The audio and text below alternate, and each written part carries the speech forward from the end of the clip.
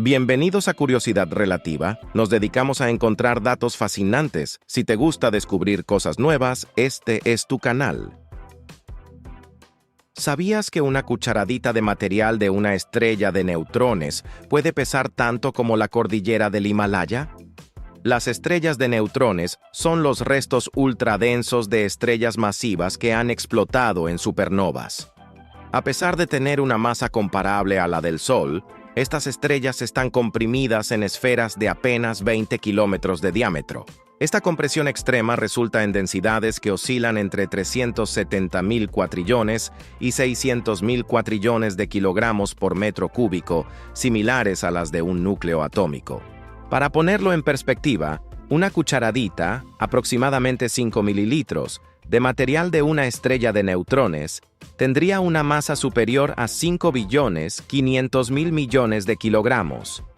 Esto equivale a cerca de 1.000 millones de toneladas, comparable al peso del Monte Everest, la montaña más alta de la Tierra. Otra analogía impresionante es que si pudiéramos tomar todos los edificios de ciudades como Ciudad de México, Puebla, Toluca y Cuernavaca, y los comprimiéramos hasta alcanzar la densidad de una estrella de neutrones, cabrían en una simple cucharadita sin llenarla por completo. La gravedad en la superficie de una estrella de neutrones es aproximadamente 1.000 millones de veces más fuerte que la de la Tierra. Esta intensa fuerza gravitacional es tan poderosa que cualquier irregularidad en su superficie, como una montaña, no superaría el tamaño de 1 milímetro. Además, las estrellas de neutrones presentan fenómenos cuánticos únicos. En su interior, la materia existe en un estado llamado superfluidez, caracterizado por la ausencia de viscosidad y fricción. Este estado permite que la materia fluya sin resistencia, un comportamiento que desafía nuestra comprensión cotidiana de los fluidos. Imagina comprimir la masa del Sol en una esfera de solo 20 kilómetros de diámetro. Si continuáramos comprimiéndola hasta alcanzar un diámetro de 6 kilómetros, se formaría un agujero negro.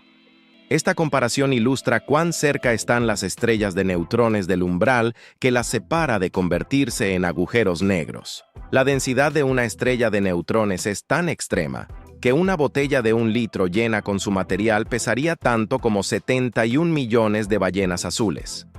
En contraste, una botella del mismo tamaño llena con osmio, el elemento más denso conocido en la Tierra, pesaría solo 22.3 kilogramos. Estas comparaciones nos ayudan a vislumbrar la magnitud de las fuerzas y densidades que operan en las estrellas de neutrones.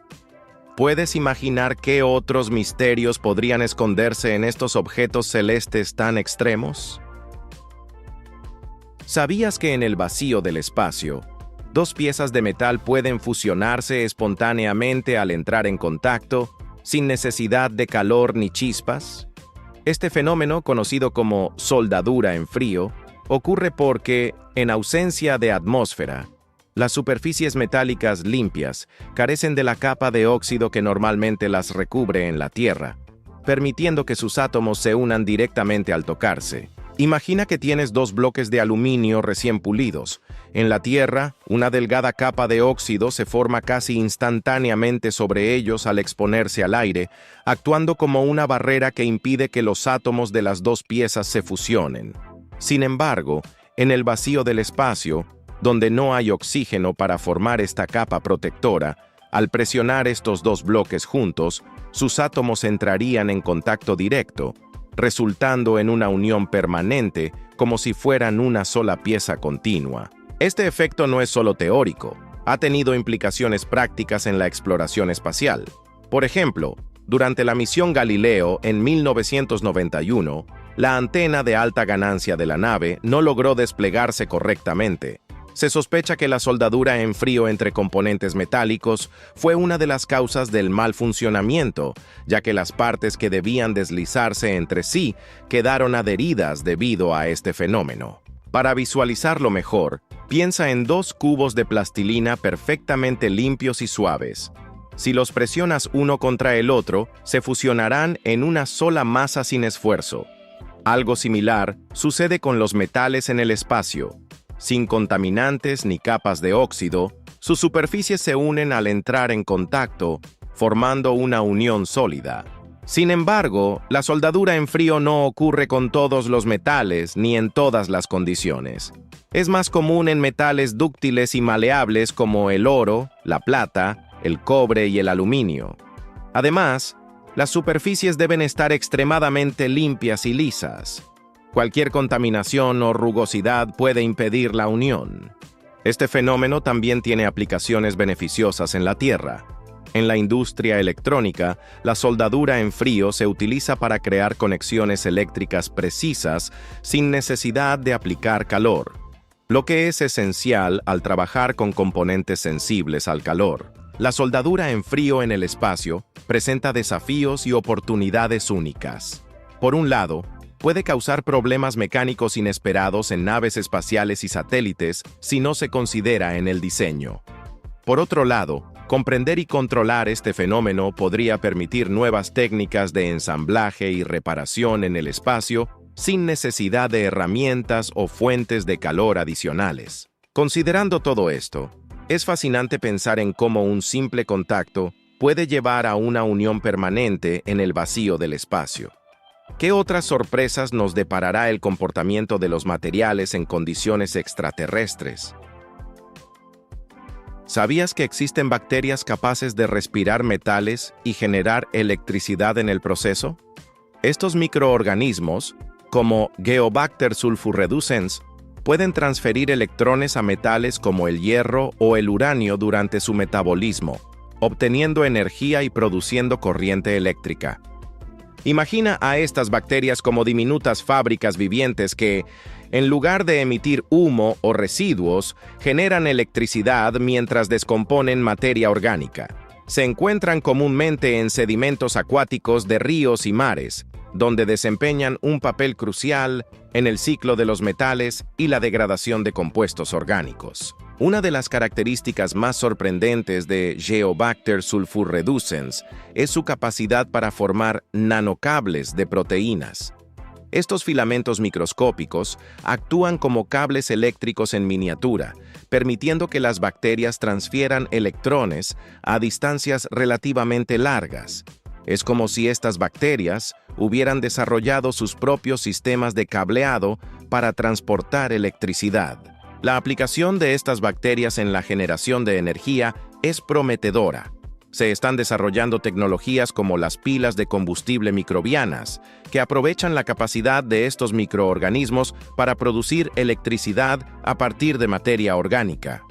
Estas pilas podrían utilizarse en lugares remotos o en el fondo marino, donde las fuentes de energía convencionales son impracticables. Además de generar electricidad, estas bacterias tienen un potencial significativo en la bioremediación, es decir, la limpieza de ambientes contaminados.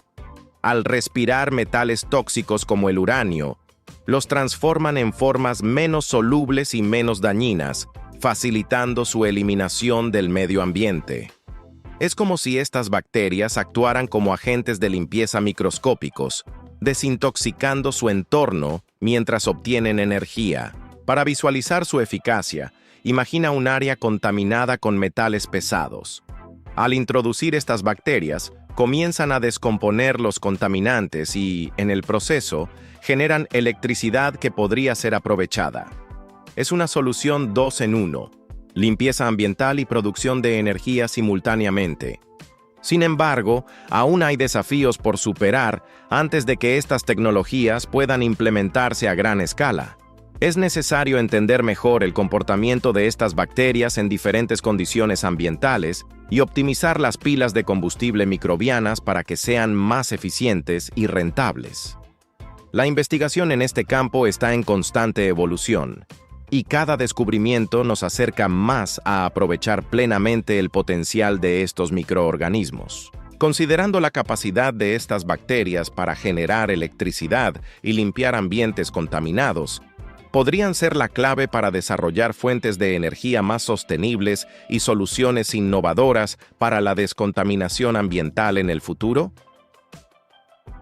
¿Sabías que la luz que llega a la Tierra desde el Sol ha emprendido un viaje épico que abarca miles de años en su travesía desde el núcleo solar hasta nuestro planeta?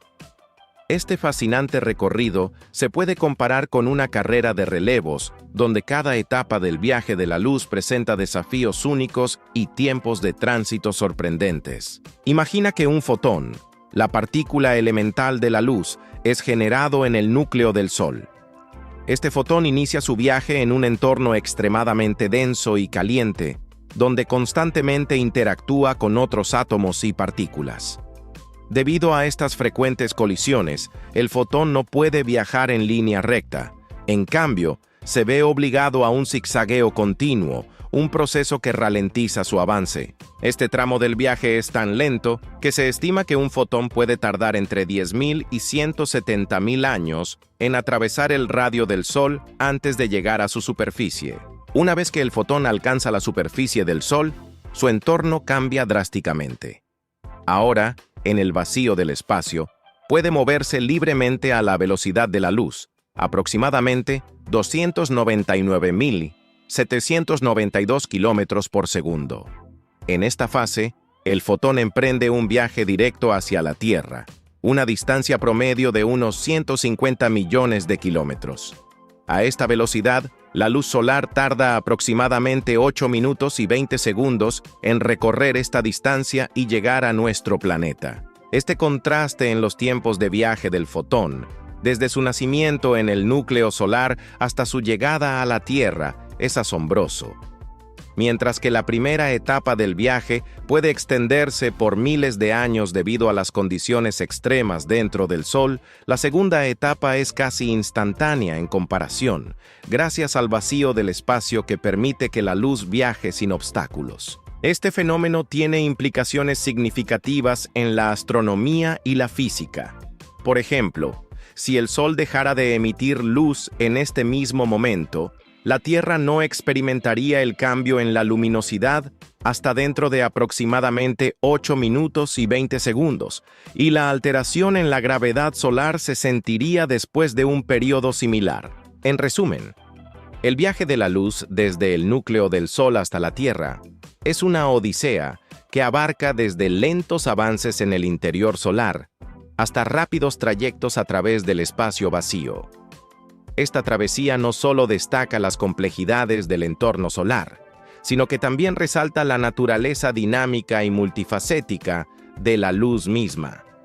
¿Te imaginas qué otros secretos podría revelar el estudio detallado de este viaje luminoso? ¿Sabías que en las profundidades del espacio existen mundos solitarios llamados planetas errantes o planetas huérfanos que deambulan sin estar ligados a ninguna estrella? Estos enigmáticos cuerpos celestes se desplazan por el cosmos sin la compañía ni el calor de un sol que los ilumine. Imagina un planeta similar a Júpiter, pero sin un sol alrededor del cual orbitar. En lugar de amaneceres y atardeceres, este mundo experimenta una noche perpetua, viajando sin rumbo fijo por la vastedad del espacio. Algunos de estos planetas errantes podrían haber sido expulsados de sus sistemas solares originales debido a interacciones gravitacionales caóticas durante las primeras etapas de formación planetaria. Otros, quizás, se formaron de manera aislada, sin una estrella madre que los acogiera. Sorprendentemente, estudios recientes sugieren que estos planetas solitarios podrían ser más comunes de lo que se pensaba. Investigaciones realizadas por científicos de la NASA y la Universidad de Osaka indican que en nuestra galaxia podría haber hasta 20 veces más planetas errantes que estrellas. Esto implica la existencia de billones de mundos vagando solos por la Vía Láctea. Un ejemplo fascinante es el planeta errante, PSO Ta318.522, descubierto en 2013. Este joven planeta, con una masa aproximadamente 6 veces la de Júpiter, se encuentra a solo 80 años luz de la Tierra y no orbita ninguna estrella. Su hallazgo proporciona valiosa información sobre la formación y evolución de estos cuerpos celestes solitarios. Para detectar estos esquivos planetas, los astrónomos emplean técnicas como la microlente gravitacional, que aprovecha la capacidad de la gravedad para desviar y amplificar la luz de estrellas distantes cuando un objeto masivo pasa frente a ellas.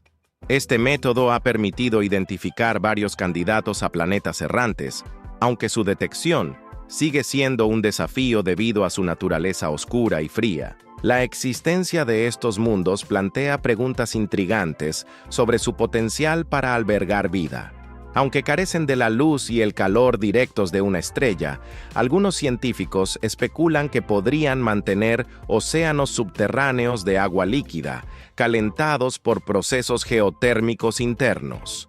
Esta posibilidad amplía nuestra comprensión de los entornos en los que la vida podría surgir y prosperar en el universo.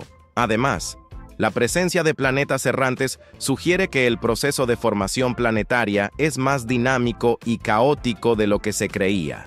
Las interacciones gravitacionales en los sistemas estelares jóvenes pueden resultar en la expulsión de planetas, enviándolos a vagar por el espacio interestelar. Este fenómeno podría haber ocurrido incluso en nuestro propio sistema solar, donde algunos modelos teóricos proponen la existencia de un quinto gigante gaseoso que fue expulsado en sus primeras etapas. A medida que la tecnología avanza, telescopios más potentes y técnicas de observación mejoradas permitirán a los astrónomos descubrir y estudiar más de estos mundos solitarios. Cada nuevo hallazgo nos acerca a comprender mejor la diversidad y abundancia de planetas en nuestra galaxia, así como los procesos que los forman y moldean. Entonces, la próxima vez que mires al cielo nocturno y contemples las estrellas, piensa en los innumerables planetas errantes que, en la oscuridad, viajan solos por el cosmos. ¿Qué secretos y maravillas podrían estar esperando ser descubiertos en estos mundos solitarios? ¿Sabías que en el altiplano boliviano existe un desierto de sal tan vasto y plano que, durante la temporada de lluvias, se convierte en el espejo natural más grande del mundo? Este lugar es el Salar de Uyuni, una maravilla geológica que desafía la imaginación y ofrece un espectáculo visual único en el planeta. Imagina estar de pie sobre una superficie blanca e interminable que se extiende más allá del horizonte. Con más de 10.500 kilómetros cuadrados de extensión, el Salar de Uyuni es el desierto de sal más grande del mundo, ubicado a unos 3.650 metros sobre el nivel del mar en el suroeste de Bolivia. Esta inmensa planicie salina se formó tras la evaporación de antiguos lagos prehistóricos, dejando una costra de sal que, en algunos lugares, alcanza un espesor de varios metros. Durante la temporada de lluvias, que generalmente ocurre entre diciembre y abril, una delgada capa de agua cubre la superficie del salar. Esta lámina de agua transforma el desierto en un espejo gigante que refleja el cielo con una claridad asombrosa, creando la ilusión de que el cielo y la tierra se fusionan en una sola entidad. Es como caminar sobre las nubes o flotar en un mundo donde las leyes de la física parecen haberse suspendido. Este fenómeno no solo ofrece una experiencia visual impresionante, sino que también convierte al Salar de Uyuni en un lugar de interés científico. Su superficie extremadamente plana y reflectante lo hace ideal para la calibración de instrumentos satelitales, superando incluso la precisión que se puede obtener utilizando la superficie del océano. Además de su belleza y utilidad científica, el salar alberga importantes reservas de litio, estimadas en 21 millones de toneladas, lo que representa una de las mayores concentraciones de este mineral en el mundo. El litio es un componente esencial en las baterías de dispositivos electrónicos y vehículos eléctricos, situando al Salar de Uyuni en el centro de la atención económica y tecnológica global. Visitar el Salar de Uyuni es sumergirse en un paisaje que parece de otro planeta. Durante la temporada seca, la superficie del salar se endurece y se forman patrones poligonales de sal que se extienden hasta donde alcanza la vista, creando una estética geométrica natural que fascina a fotógrafos y viajeros por igual. En medio de esta vasta extensión blanca, emergen islas como Incahuasi, hogar de cactus gigantes que contrastan con el entorno salino y ofrecen vistas panorámicas del salar. Estas islas son restos de antiguos volcanes que quedaron aislados cuando los lagos prehistóricos se evaporaron, dejando atrás estas formaciones rocosas cubiertas de vida vegetal. La región también es hogar de una variada fauna, incluyendo flamencos rosados que utilizan las lagunas cercanas como sitios de anidación. Es un espectáculo ver a estas elegantes aves desplazarse sobre las aguas poco profundas, añadiendo pinceladas de color al paisaje monocromático del salar. Para los aventureros, explorar el salar de Uyuni ofrece oportunidades únicas, como alojarse en hoteles construidos enteramente de sal, donde las paredes, muebles y hasta las esculturas están hechas de este mineral. Es una experiencia que combina comodidad con la inmersión total en el entorno natural. Sin embargo, es importante estar preparado para las condiciones extremas del altiplano. Las temperaturas pueden variar drásticamente entre el día y la noche, y la altitud puede afectar a quienes no están acostumbrados. A pesar de estos desafíos, la recompensa de presenciar el salar de Uyuni en todo su esplendor bien vale el esfuerzo. Entonces, la próxima vez que contemples la inmensidad del cielo, imagina un lugar donde el cielo y la tierra se encuentran en un reflejo perfecto, creando un horizonte infinito que desafía la percepción.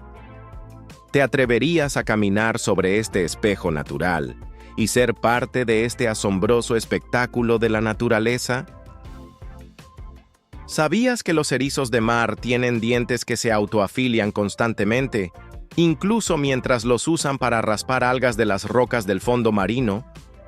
Estos pequeños animales marinos, a pesar de su apariencia espinosa y discreta, esconden uno de los sistemas dentales más ingeniosos de la naturaleza. Su boca, ubicada en la parte inferior del cuerpo, contiene una estructura compleja llamada linterna de Aristóteles, un nombre digno de su genialidad. Dentro de esta linterna hay 5 dientes duros y precisos que no solo cortan, sino que también se mantienen afilados por sí mismos, sin necesidad de ningún dentista marino.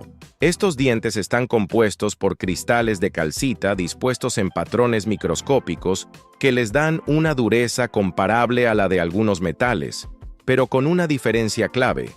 Cada vez que se desgastan en la punta, nuevas capas de diente emergen desde la base, listas para tomar el relevo. Es como si tuvieras un lápiz que, al escribir y gastar la punta, automáticamente hiciera brotar una nueva, perfectamente afilada, sin necesidad de un sacapuntas. Así de eficiente es el diseño del erizo de mar. La autoafilación se logra gracias a un sistema natural de microfracturas controladas. Los dientes del erizo están formados por láminas entrelazadas y fibras muy finas que, cuando se desgastan por el uso, se quiebran de forma precisa y limpia en las zonas más expuestas. Esto evita que se desgasten de manera irregular o que se vuelvan romos. Imagina tener cuchillos en casa que, en lugar de desafilarse con el tiempo, se mantuvieran siempre listos para cortar pan o carne como si los acabaras de sacar de la tienda. Eso es lo que los erizos llevan haciendo millones de años, gracias a la evolución. Este sistema ha llamado tanto la atención que los científicos e ingenieros están estudiando cómo replicarlo en herramientas humanas.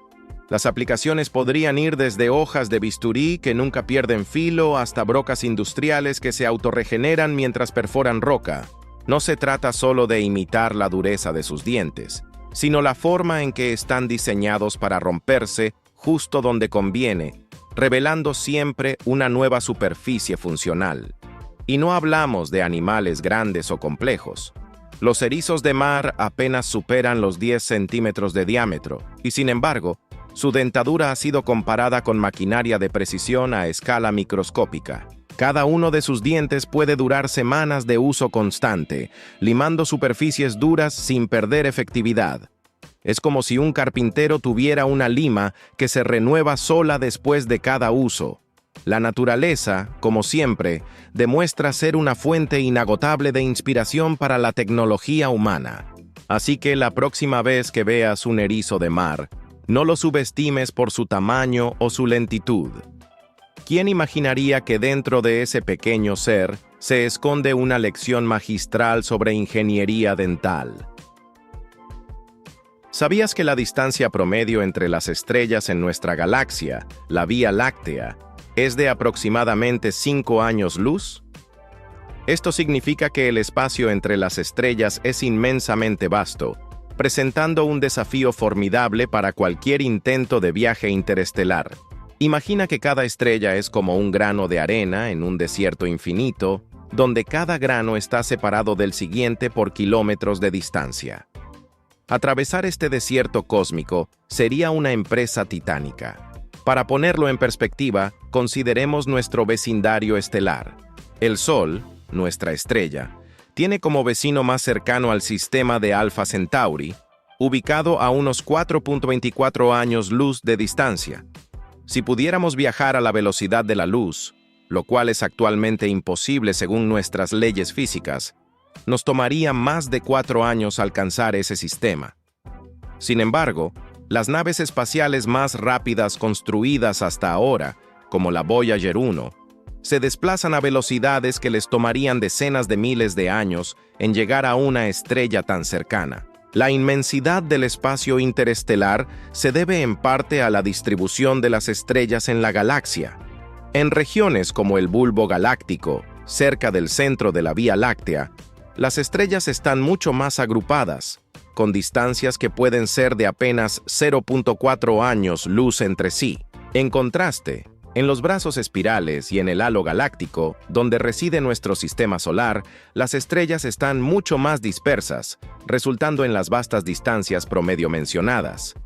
Esta separación estelar tiene implicaciones significativas para la exploración espacial. Los viajes interestelares no solo enfrentan el desafío de las enormes distancias, sino también el de las velocidades requeridas y los recursos necesarios para sostener una nave y su tripulación durante períodos prolongados. Actualmente, nuestras tecnologías permiten exploraciones dentro de nuestro propio sistema solar, pero alcanzar incluso la estrella más cercana sigue siendo un sueño lejano. Sin embargo, la humanidad no se ha detenido ante estos desafíos.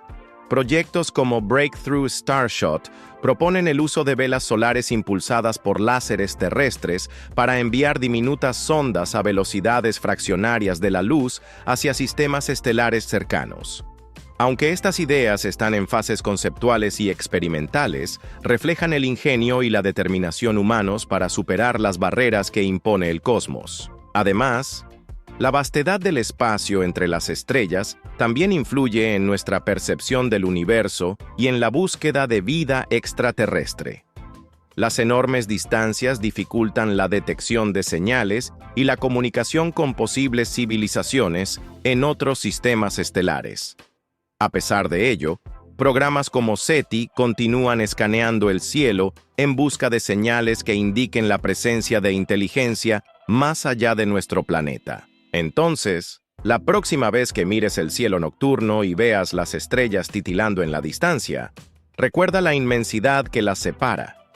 ¿Cómo podríamos algún día superar estas vastas distancias y aventurarnos más allá de nuestro vecindario cósmico? ¿Sabías que existe un caracol marino cuyo veneno es tan potente que una sola gota puede matar a un humano adulto en cuestión de minutos? Este letal habitante de los océanos es el caracol cono, una criatura que, a pesar de su apariencia inofensiva y su hermosa concha, posee un arsenal químico capaz de paralizar instantáneamente a sus presas. El caracol cono no se lanza al ataque como un tiburón ni persigue a sus víctimas como un pulpo. En cambio, espera sigilosamente, escondido en la arena o entre los corales, hasta que un pez curioso se acerca lo suficiente. Entonces, como si fuera una criatura salida de una novela de ciencia ficción, dispara un dardo venenoso a través de una trompa extensible y lo inyecta directamente en la presa. El veneno del caracol cono está compuesto por una mezcla de toxinas llamadas conotoxinas, las cuales afectan al sistema nervioso de manera rápida y precisa. Algunas conotoxinas bloquean los canales de calcio o sodio en las neuronas, interrumpiendo la comunicación entre las células nerviosas y provocando parálisis casi inmediata. Es como si un interruptor invisible apagara el cuerpo desde adentro. Esta efectividad ha llamado la atención de los científicos, no solo por el peligro que representa, sino por el potencial médico que encierra. Investigadores han descubierto que ciertas conotoxinas pueden utilizarse para tratar dolores crónicos intensos, ofreciendo una alternativa a los opioides sin el riesgo de adicción. De hecho, un medicamento llamado Ziconotid, derivado de estas toxinas, ya ha sido aprobado para uso clínico. Pero eso no es todo. Algunas especies de caracol cono producen una versión de insulina que es más rápida que la del cuerpo humano, lo que podría revolucionar los tratamientos para la diabetes. Incluso han encontrado toxinas que imitan otras hormonas, como la somatostatina, lo que abre nuevas posibilidades para el tratamiento de enfermedades metabólicas y neurológicas. Es asombroso pensar que un animal tan pequeño y aparentemente pasivo pueda ser tanto un asesino silencioso como un laboratorio bioquímico viviente. Su veneno, lejos de ser solo una amenaza, es una llave para descifrar secretos complejos del cuerpo humano y abrir puertas en la medicina moderna. En lugar de destruir, puede sanar. En lugar de asustar, puede inspirar.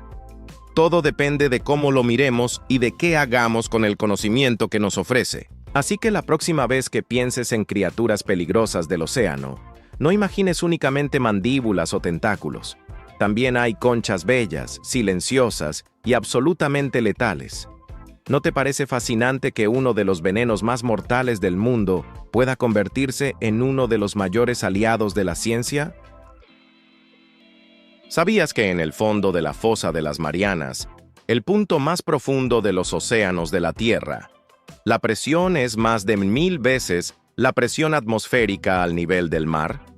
Este abismo, ubicado en el Océano Pacífico Occidental, cerca de las Islas Marianas, alcanza una profundidad de aproximadamente 11 kilómetros. Es el lugar más profundo conocido del planeta, y la presión allí es tan extrema que aplastaría instantáneamente a cualquier ser humano o vehículo no preparado que intentara descender sin la protección adecuada. Para darte una idea más clara, por cada 10 metros que desciendes bajo el agua, la presión aumenta en una atmósfera.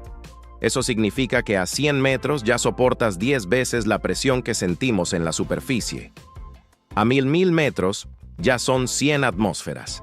Ahora imagina lo que es estar a 11.000 metros, donde la presión supera las 1000 atmósferas. Es como si tu cuerpo soportara el peso de una columna de agua de más de 10 kilómetros de altura, o como si tuvieras sobre ti el peso de 50 aviones Jumbo Jet apilados uno sobre otro por cada metro cuadrado.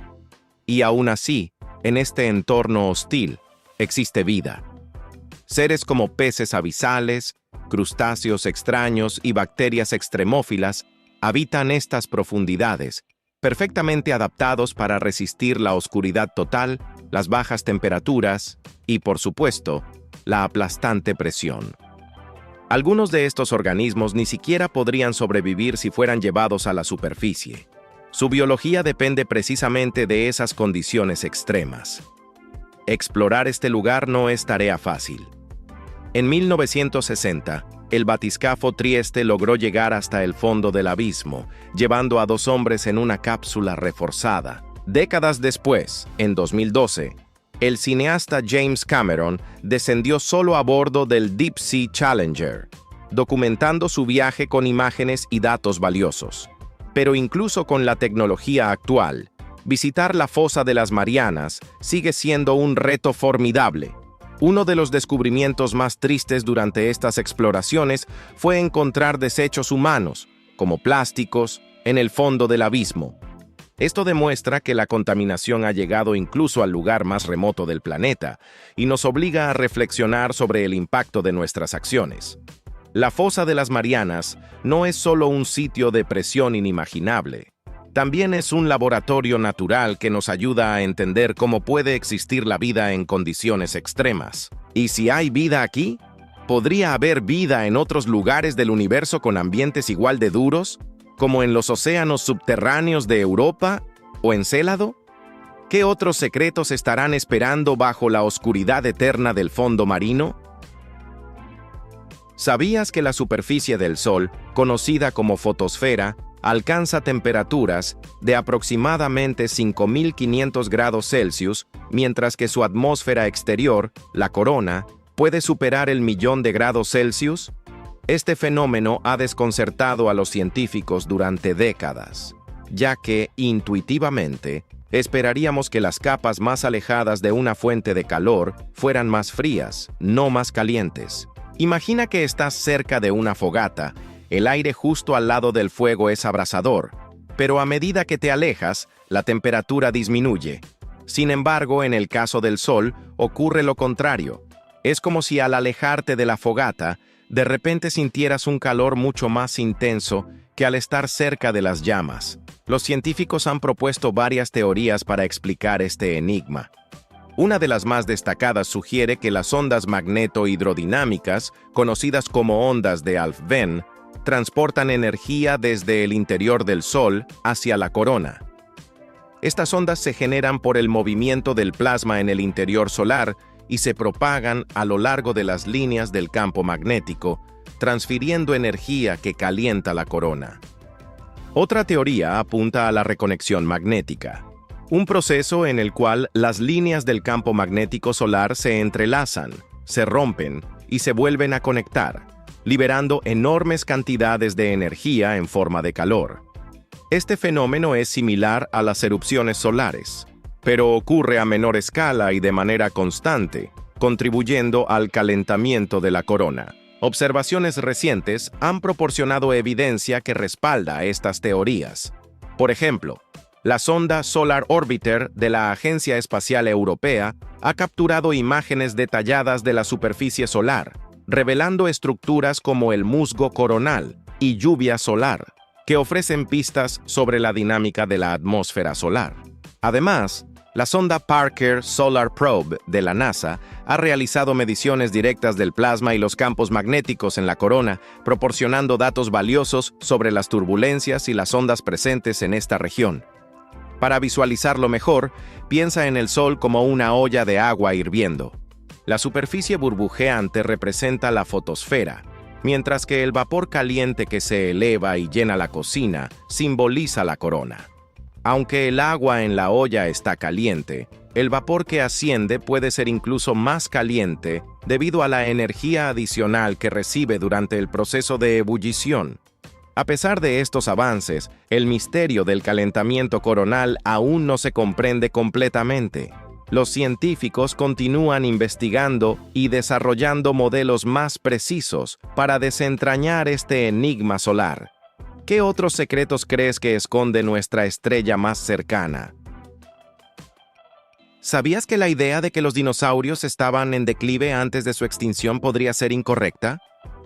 Durante mucho tiempo se pensó que estas criaturas estaban desapareciendo gradualmente, pero estudios recientes sugieren lo contrario.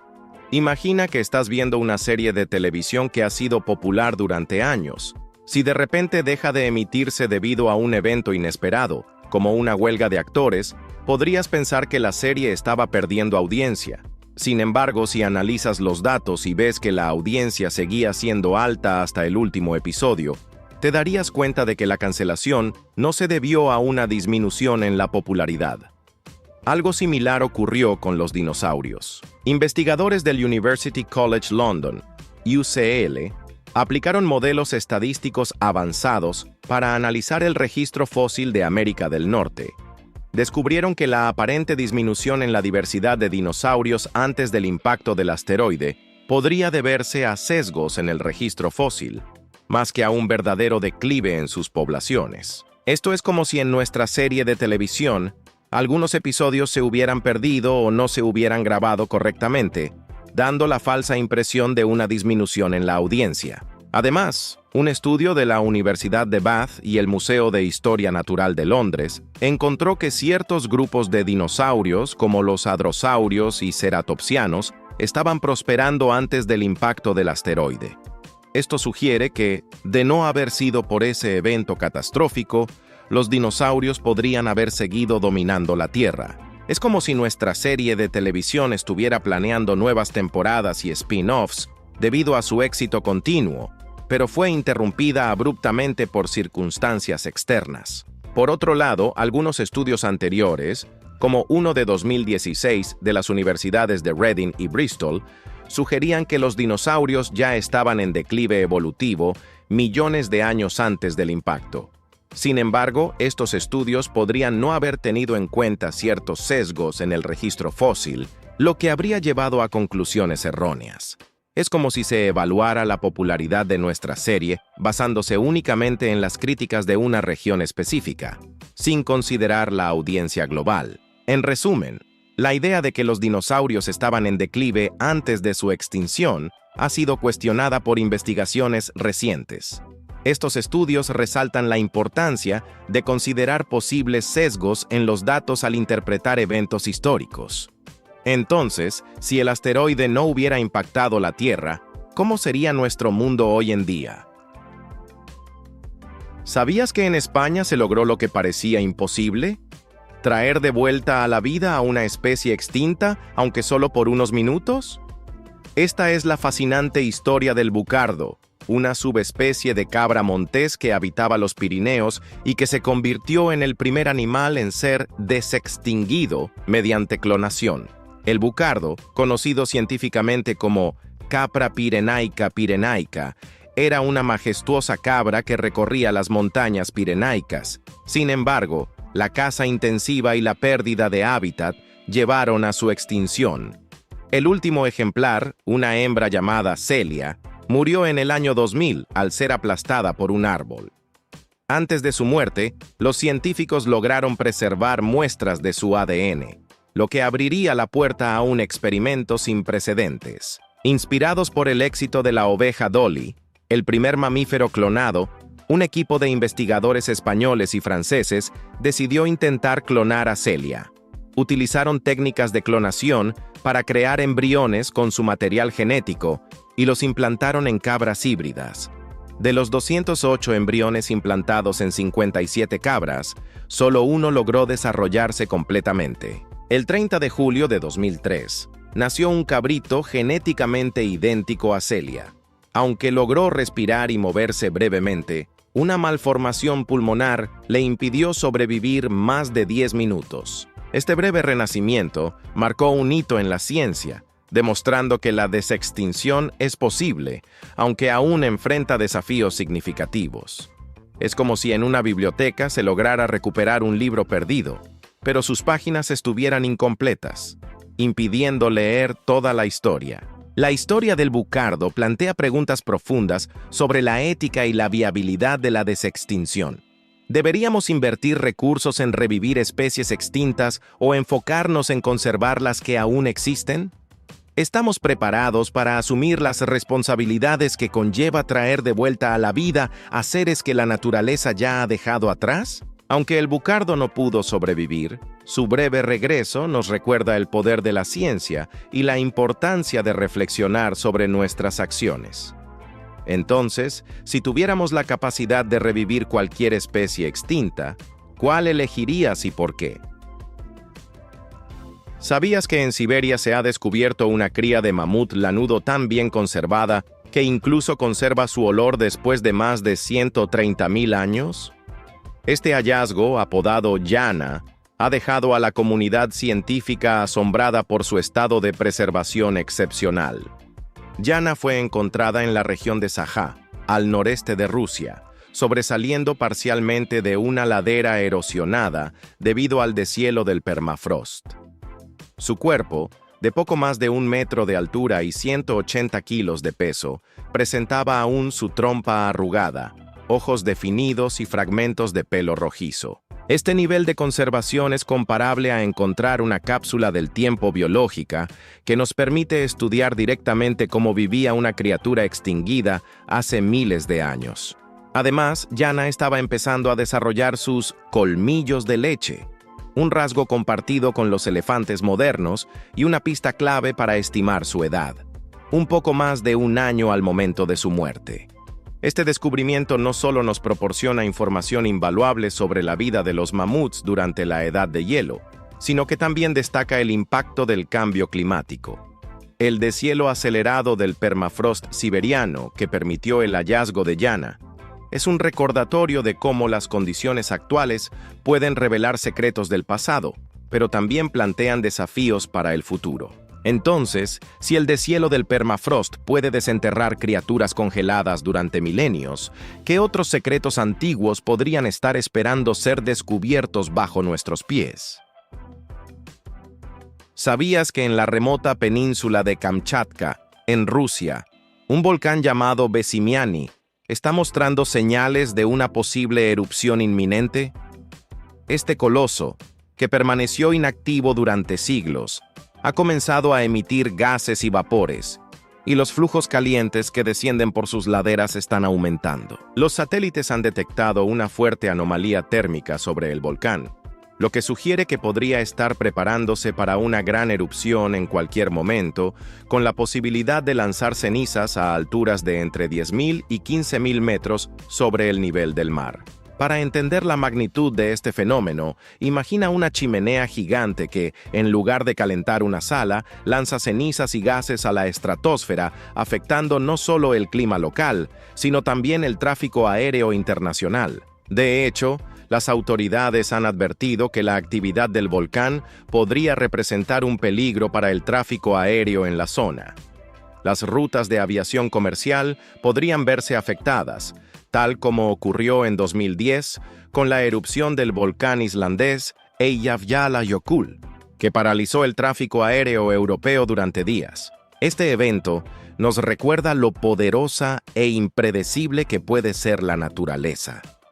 Así como una tormenta solar puede interrumpir las comunicaciones satelitales, una erupción volcánica de esta magnitud puede tener efectos globales, desde desviar rutas aéreas hasta influir en los patrones climáticos, provocando una caída en la temperatura regional por la dispersión de cenizas que bloquean la luz solar. La península de Kamchatka es una de las regiones volcánicas más activas del planeta, y el Vesimiani no es una excepción. Aunque sus primeras erupciones en la historia moderna ocurrieron a mediados del siglo XX, tras cerca de 1000 años de inactividad, su reciente comportamiento ha captado la atención de científicos y autoridades. El volcán pertenece al Cinturón de Fuego del Pacífico, una zona geológica donde los terremotos y erupciones son comunes debido a la interacción de placas tectónicas. En resumen, el volcán Vesimiani está mostrando signos claros de una actividad creciente que podría culminar en una erupción importante. Este tipo de fenómenos nos recuerda que, a pesar de nuestra tecnología, seguimos a merced de las fuerzas naturales que rigen el planeta. Entonces, si un solo volcán puede alterar el tráfico aéreo global y afectar el clima, ¿cuántas otras amenazas naturales estamos subestimando hoy? ¿Sabías que la ciudad más antigua de América no fue construida por los mayas ni por los incas, sino por una civilización aún más antigua que floreció hace casi 5000 años en lo que hoy es Perú? Se trata de Caral, una metrópolis que desafía todo lo que creíamos saber sobre los orígenes de las civilizaciones en el continente. Ubicada en el Valle de Supe, a unos 200 kilómetros al norte de Lima, Caral fue descubierta hace apenas 3 décadas. Sin embargo, sus orígenes se remontan a alrededor del 2600 a.C., lo que la convierte en contemporánea de las grandes civilizaciones del antiguo Egipto y Mesopotamia. Esta ciudad preincaica se desarrolló en completo aislamiento, sin influencia de otras culturas, y logró avances sorprendentes en arquitectura, ciencia y organización social. A diferencia de otras ciudades antiguas, Caral no estaba amurallada, lo que sugiere que sus habitantes vivían en relativa paz. Su arquitectura incluye pirámides monumentales, plazas circulares y viviendas residenciales, todas construidas con una precisión que aún asombra a los arqueólogos. Por ejemplo, la Pirámide Mayor, una de las estructuras más imponentes del sitio, se alza con una majestuosidad comparable a las pirámides egipcias, aunque fue construida con materiales y técnicas diferentes. La economía de Caral se basaba en la agricultura y la pesca, y sus habitantes desarrollaron conocimientos avanzados en astronomía y matemáticas. Además, se han encontrado instrumentos musicales como flautas y cornetas que indican una rica vida cultural. Todo esto sugiere que Caral fue una sociedad compleja y sofisticada, mucho antes de que surgieran otras civilizaciones en América. Sin embargo, factores como el cambio climático, terremotos y sequías prolongadas llevaron al abandono de la ciudad. A pesar de ello, Caral dejó un legado duradero que ha cambiado nuestra comprensión de la historia precolombina. Hoy en día, es reconocida por la UNESCO como Patrimonio Mundial y sigue siendo objeto de estudio e inspiración para científicos y visitantes de todo el mundo. Entonces, si Caral logró desarrollar una civilización tan avanzada hace miles de años, ¿cuántos otros secretos de nuestro pasado aún están enterrados esperando ser descubiertos? ¿Sabías que en los bosques de Panamá existe un árbol que literalmente electrocuta a sus vecinos para sobrevivir? Este fenómeno, que parece sacado de una novela de ciencia ficción, es una realidad en la naturaleza. El árbol en cuestión, conocido como Dendrocnide moroides, ha desarrollado una estrategia única para reducir la competencia por recursos. Libera una sustancia química que afecta negativamente a las plantas cercanas. Esta sustancia actúa como una especie de descarga eléctrica, dañando las raíces de las plantas vecinas y dificultando su crecimiento. Es como si este árbol tuviera su propio sistema de defensa eléctrica para mantener su espacio vital. Para entender mejor este comportamiento, imagina un vecindario donde una casa emite una señal que interfiere con las señales de Wi-Fi de las casas cercanas, haciendo que sus dispositivos funcionen mal. De manera similar, el Dendrocnide moroides emite una sustancia que interfiere con el crecimiento de las plantas a su alrededor, asegurándose de tener más acceso a la luz solar, agua y nutrientes del suelo. Este descubrimiento ha sorprendido a la comunidad científica, ya que demuestra una forma de competencia entre plantas que no se había documentado antes. Normalmente, las plantas compiten de manera pasiva, creciendo más altas o extendiendo sus raíces más lejos. Sin embargo, este árbol ha adoptado una táctica más agresiva, utilizando una especie de guerra química para asegurar su supervivencia. Además, este hallazgo plantea preguntas interesantes sobre cómo las plantas pueden desarrollar mecanismos tan complejos para interactuar con su entorno. ¿Podría haber otras especies vegetales que utilicen estrategias similares? ¿Cómo podrían estos descubrimientos influir en la agricultura o en la gestión de ecosistemas? Entonces, si un árbol puede desarrollar una estrategia tan sofisticada para eliminar a sus competidores, ¿qué otras tácticas sorprendentes podrían estar utilizando las plantas en su lucha por la supervivencia? ¿Sabías que en el mundo de la ciencia genética, algunos avances parecen sacados de una novela de ciencia ficción? Por ejemplo, la empresa Colossal Biosciences ha logrado clonar lobos terribles, criaturas que se extinguieron hace aproximadamente 13.000 años y que inspiraron a los wargos de Game of Thrones. Utilizando tecnología de edición genética, los científicos de Colossal han insertado genes de estos lobos prehistóricos en lobos grises modernos, creando cachorros con características de sus ancestros. Este logro es comparable a intentar revivir a una especie extinta, similar a lo que se muestra en películas de ciencia ficción. Sin embargo, más allá de la clonación de animales, la genética humana ha sido objeto de experimentos controvertidos. En 2018, el científico chino He Jiankui anunció que había editado genéticamente embriones humanos, dando lugar al nacimiento de dos gemelas conocidas como Lulu y Nana. Su objetivo era conferirles resistencia al VIH, pero el experimento fue ampliamente condenado por la comunidad científica y resultó en una sentencia de prisión para He Jiankui. Este caso plantea interrogantes éticos sobre hasta dónde se debe llegar en la manipulación genética humana.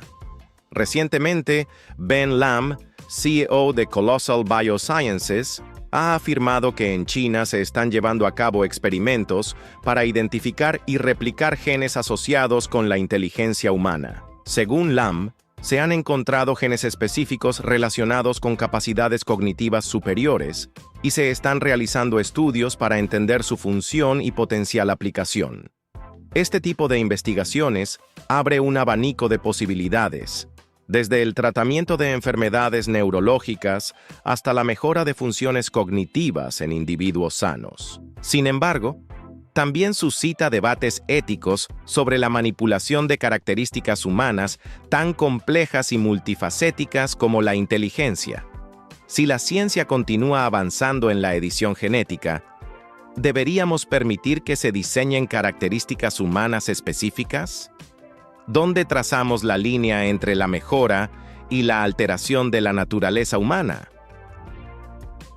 ¿Sabías que el faraón Keops, conocido por construir la Gran Pirámide de Giza, fue enterrado con 2 enormes barcas solares?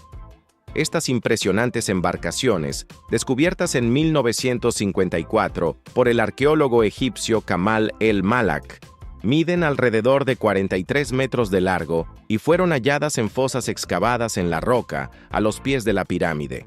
La función exacta de estas barcas ha sido objeto de debate entre los expertos.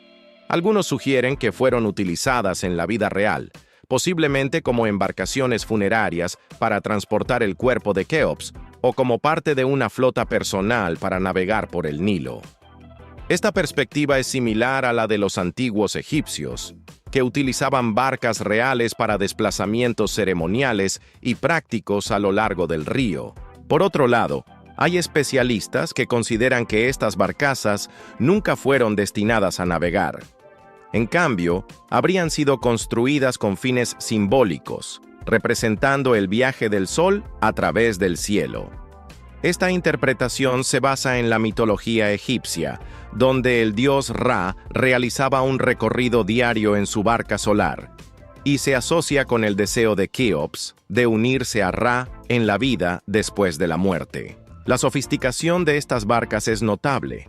Estaban construidas con madera de cedro importada y ensambladas con cuerdas en lugar de clavos, lo que demuestra un alto nivel de ingeniería naval para la época. Además, su diseño incluye una proa levantada, característica que les habría permitido navegar eficazmente por las aguas del Nilo, similar a las embarcaciones de alta mar utilizadas en tiempos antiguos. Tras su descubrimiento y restauración, una de las barcas fue exhibida en el Museo de la Barca de Keops, ubicado junto a la Gran Pirámide.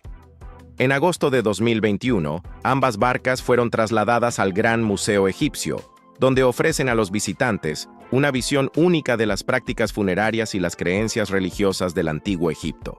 Este hallazgo subraya la importancia que los antiguos egipcios atribuían al viaje en barco, no solo como medio de transporte, sino también como un elemento central en sus rituales religiosos y funerarios. Al igual que hoy en día asociamos ciertos objetos con rituales y tradiciones significativas, las barcas solares de Keops reflejan la profunda conexión entre la navegación y la espiritualidad en la cultura egipcia. Entonces, si los faraones eran enterrados con barcas solares para asegurar su viaje al más allá, ¿qué objetos consideras tú esenciales para acompañarte en tu propio viaje espiritual o personal? ¿Sabías que más de un siglo después de su hundimiento, el RMS Titanic sigue siendo objeto de intensas disputas legales sobre su propiedad?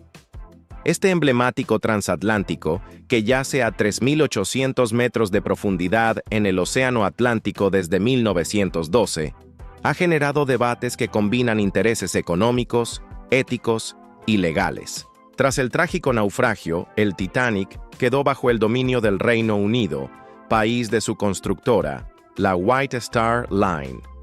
Sin embargo, con el tiempo, la compañía se fusionó y desapareció, dejando en el aire la cuestión de la propiedad del pecio. Este vacío legal ha llevado a que diversas naciones y empresas compitan por los derechos de exploración y recuperación de artefactos. En 1985, el oceanógrafo Robert D. Ballard descubrió los restos del Titanic, reavivando el interés global. Desde entonces, compañías como RMS Titanic Inc. han obtenido permisos para realizar expediciones y recuperar objetos. Sin embargo, estas actividades han sido objeto de controversia. Por ejemplo, el gobierno de Estados Unidos ha intentado detener expediciones, argumentando que el lugar debe considerarse un cementerio sagrado en honor a las más de 1.500 víctimas. Además, la falta de una legislación internacional clara sobre la propiedad de naufragios en aguas internacionales ha complicado aún más la situación. Diversos países han presentado reclamaciones y las empresas privadas buscan maximizar beneficios mediante la recuperación de artefactos. Este escenario es comparable a una carrera por un tesoro, donde múltiples participantes luchan por reclamar su parte, pero sin reglas claras que definan quién tiene derecho legítimo al botín. En resumen, el Titanic, más que un simple naufragio, representa un complejo enigma legal y ético que involucra a gobiernos, empresas y comunidades internacionales. Mientras las disputas sobre su propiedad continúan, surge una reflexión. Si un barco puede ser objeto de tantas controversias legales, ¿qué otros vestigios de nuestra historia compartida podrían estar envueltos en disputas similares sobre su legado y pertenencia? ¿Sabías que uno de los saborizantes artificiales de frambuesa y vainilla más curiosos de la historia se obtenía nada más y nada menos que del trasero de un castor? Sí, así como lo estás leyendo. No es una broma ni una leyenda urbana exagerada, es un hecho. Durante años, una sustancia llamada castóreo fue utilizada en alimentos, perfumes y hasta medicamentos por su peculiar y dulce aroma. Y esta sustancia proviene de unas glándulas ubicadas justo al lado del ano del castor. Imagínate que estás disfrutando un helado de vainilla, saboreando un chicle de frambuesa o rociándote un perfume elegante. Nunca pensarías que ese olor dulce podría tener origen en una secreción animal, ¿verdad? El castoreo es una sustancia aceitosa que los castores usan para marcar su territorio.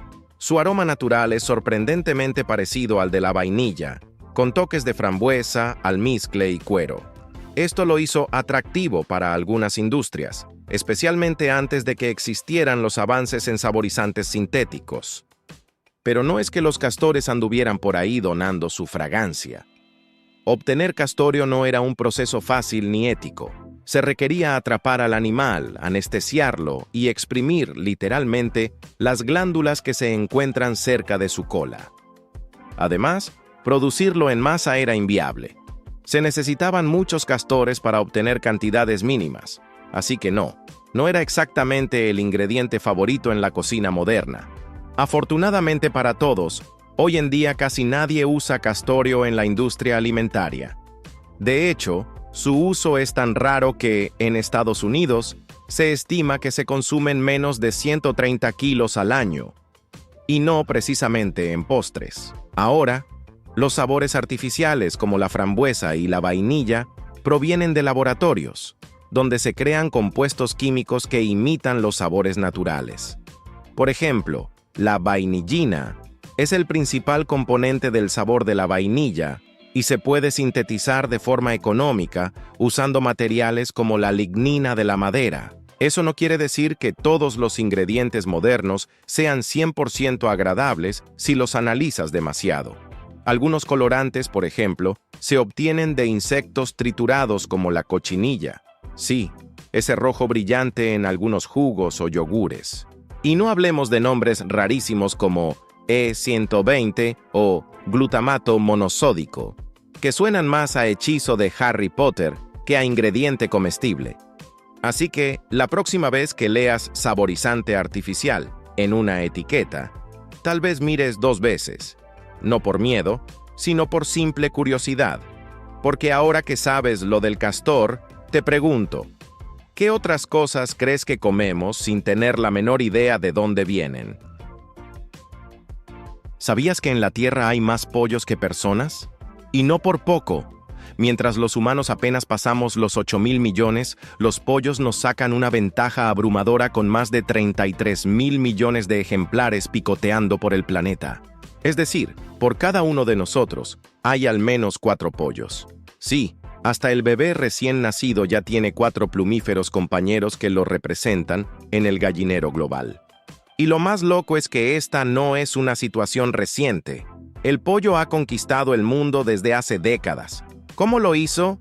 Muy sencillo. Es barato, fácil de criar y además sabroso. Solo piensa en tu plato de comida favorito. ¿Es pollo frito? ¿Pollo al horno? ¿Tacos de pollo? ¿Nuggets? ¿Sopa de pollo?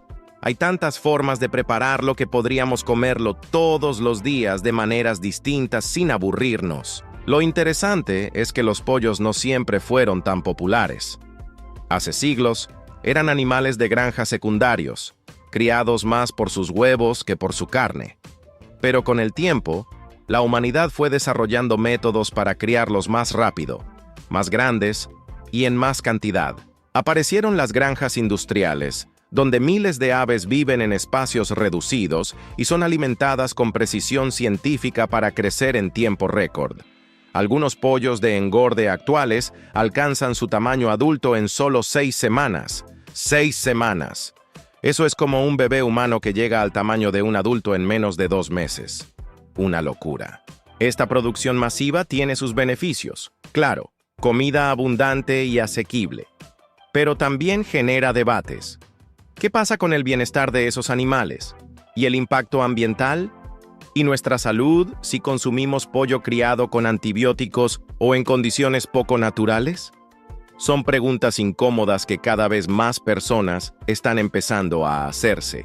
Y aún así, el reinado del pollo sigue firme. De hecho, en muchos países, el consumo de carne de pollo ha superado al de res y cerdo. No tiene tantas restricciones religiosas.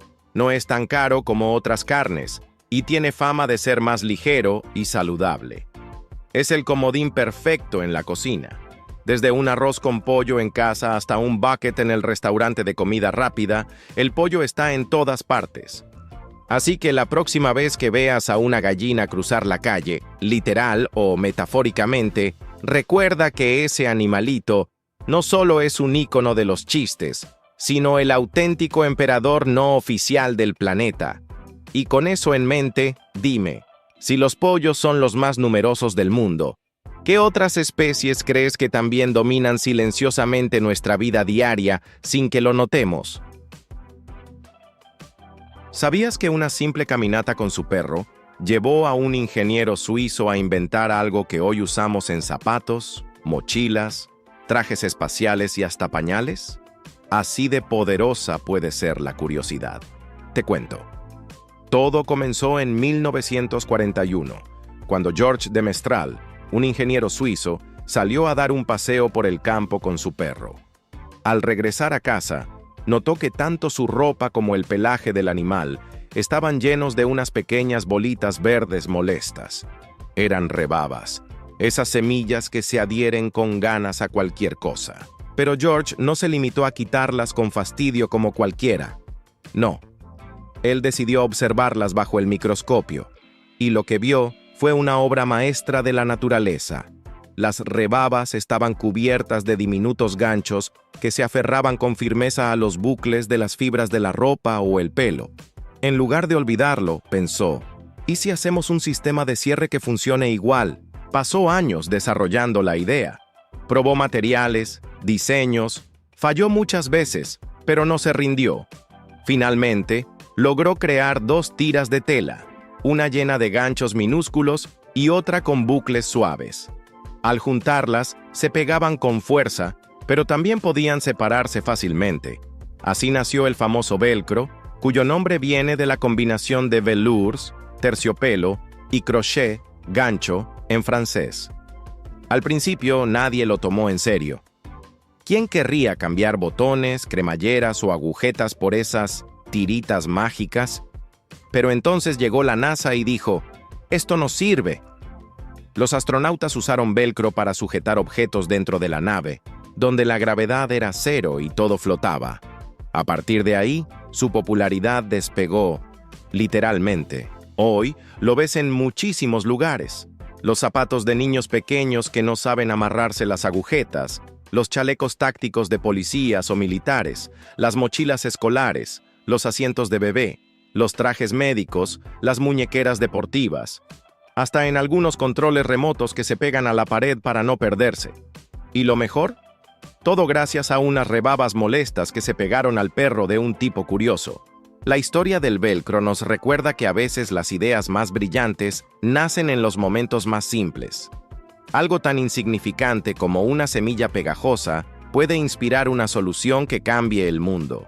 Entonces dime, si un paseo con un perro pudo dar lugar a una de las invenciones más útiles de la historia, ¿cuántas otras maravillas estaremos ignorando por no mirar más de cerca lo cotidiano?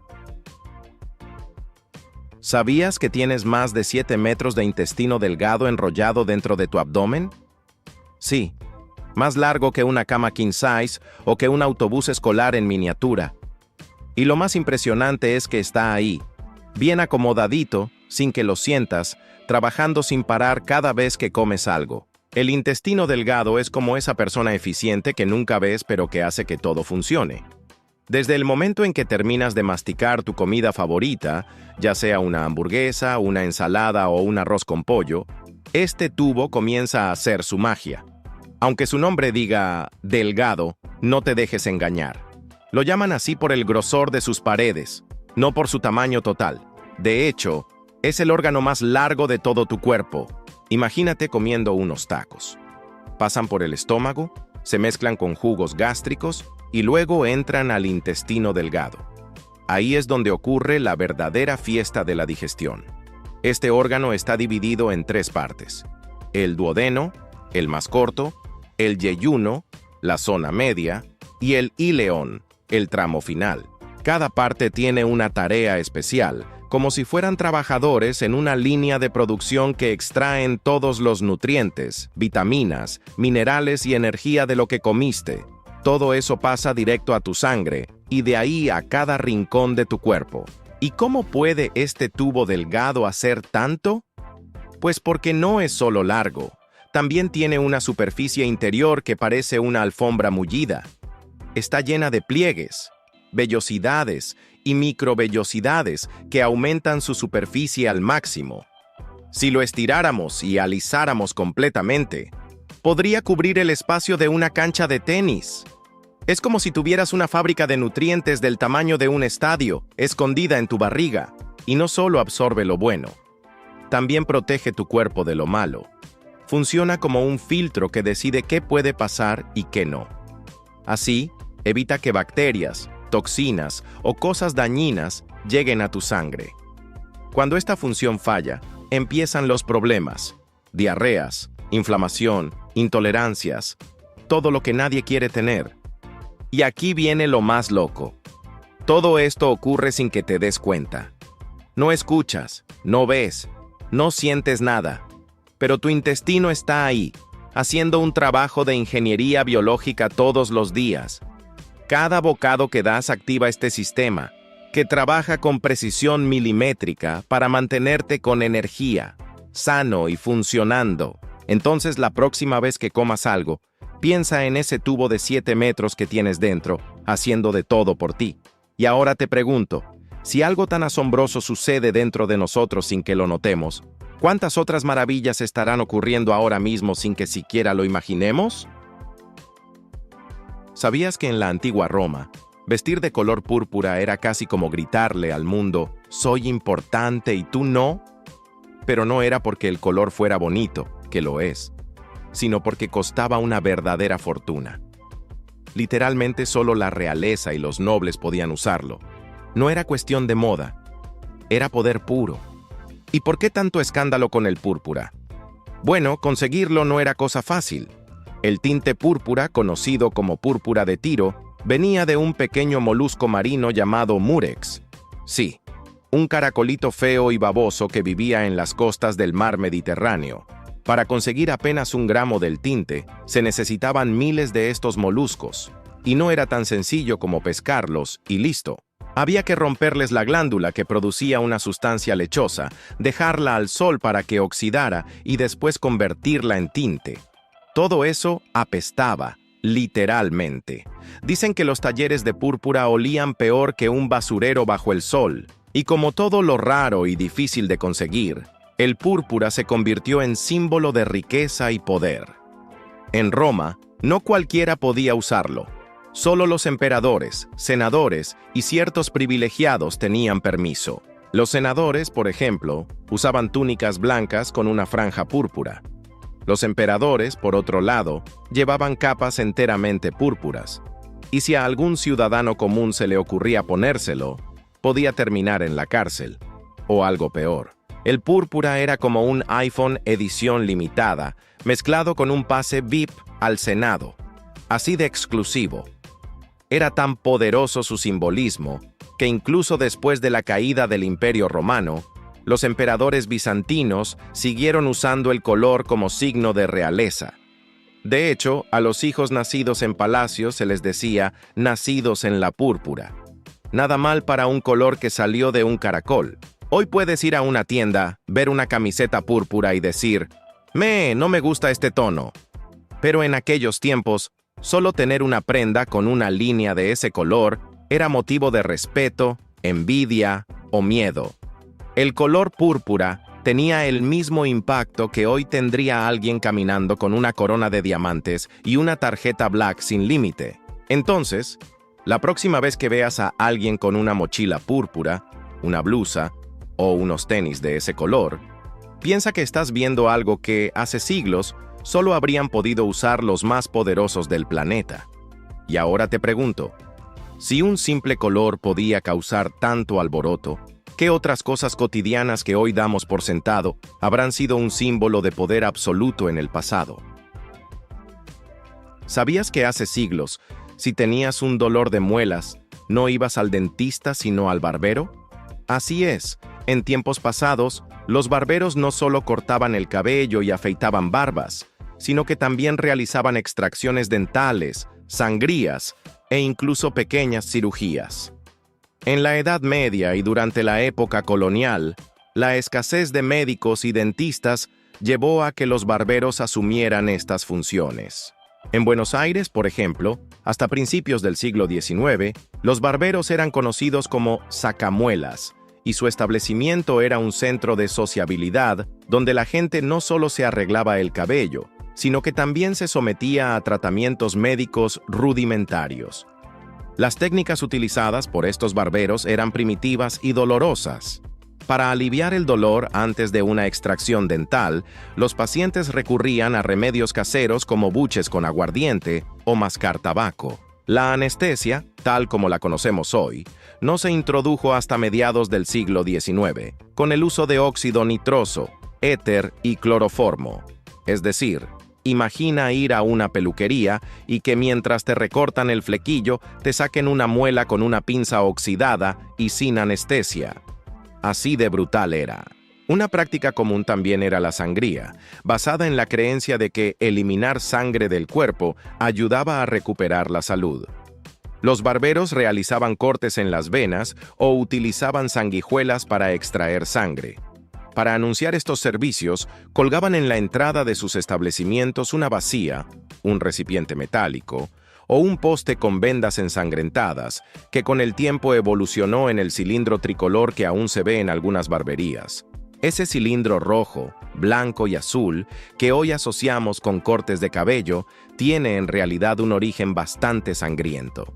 El rojo simboliza la sangre, el blanco las vendas, y el azul se añadió después, probablemente por influencia estadounidense. La separación entre barberos y cirujanos comenzó en el siglo XV, pero los barberos continuaron realizando procedimientos médicos menores durante varios siglos. En 1745, en Gran Bretaña, se estableció una distinción formal entre ambas profesiones, limitando a los barberos a tareas relacionadas con el cabello y la barba. Aún así, en muchas regiones, sobre todo en América Latina, los barberos siguieron siendo una especie de médicos de barrio por mucho tiempo. Con el tiempo, La odontología se desarrolló como una disciplina independiente. En 1837, Tomás Coquet recibió el primer diploma de examinador dentista en Buenos Aires, marcando el inicio de la profesionalización de la odontología en la región. Hoy en día, el cilindro tricolor en las barberías es un vestigio de esa época en la que los barberos eran también dentistas y cirujanos. ¿Quién diría que un simple corte de cabello tenía tanta historia detrás? Y ahora que lo sabes, ¿te atreverías a visitar una barbería del siglo XVIII? ¿Sabías que hubo una época en la que la forma de tu cabeza podía determinar si eras considerado un genio, un criminal o incluso el esposo ideal? Así es. En el siglo XIX, la frenología, una pseudociencia que afirmaba que las protuberancias y depresiones del cráneo revelaban rasgos de personalidad y capacidades mentales, ganó una sorprendente popularidad. La frenología fue iniciada por médicos como Franz Joseph Gall, quien creía que el cerebro estaba formado por distintas zonas, cada una encargada de funciones como la amabilidad, la destructividad o la creatividad. Según él y sus seguidores, si tenías una frente prominente, eso indicaba un gran intelecto, mientras que una protuberancia en la parte superior del cráneo señalaba una fuerte moral. Imagínalo como una especie de mapa mental que alguien podía leer solo palpándote la cabeza, como si tu personalidad estuviera escrita en hueso. Estas ideas encontraron un terreno fértil en la sociedad victoriana. En ciudades como Nueva York y hasta en rincones de la India, se fundaron sociedades frenológicas y multitudes asistían a conferencias donde se explicaba cómo leer cabezas.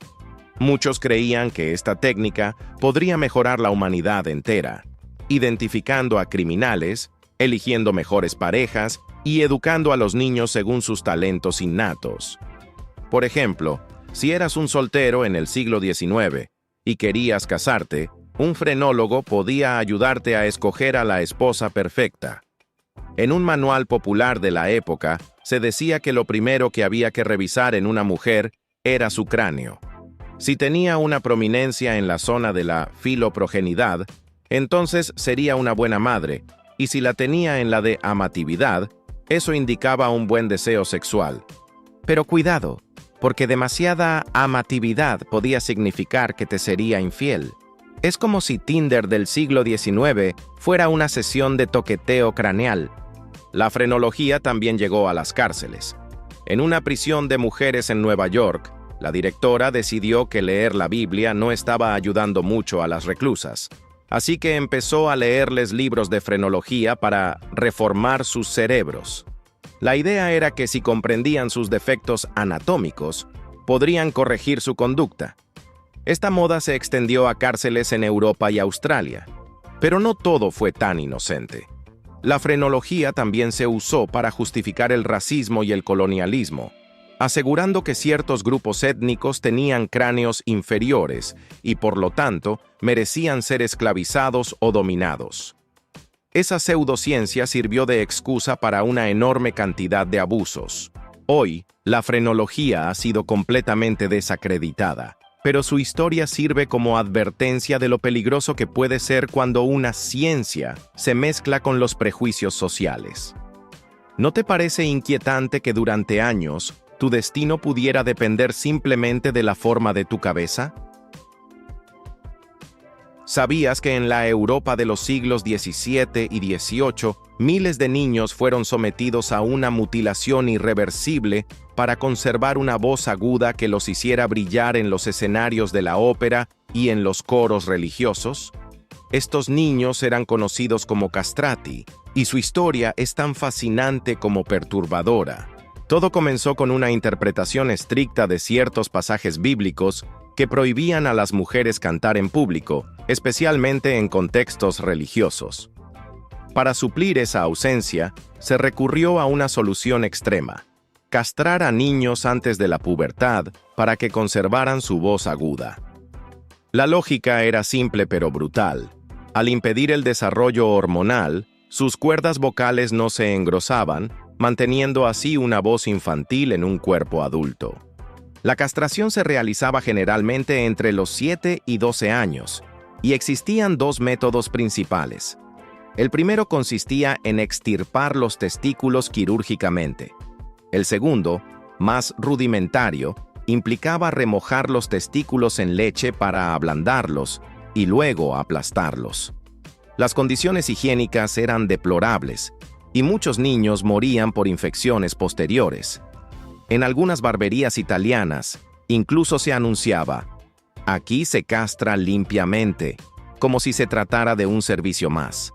Las familias pobres, con la esperanza de mejorar su situación económica, ofrecían a uno de sus hijos para esta práctica, soñando con que se convirtiera en una estrella de la ópera.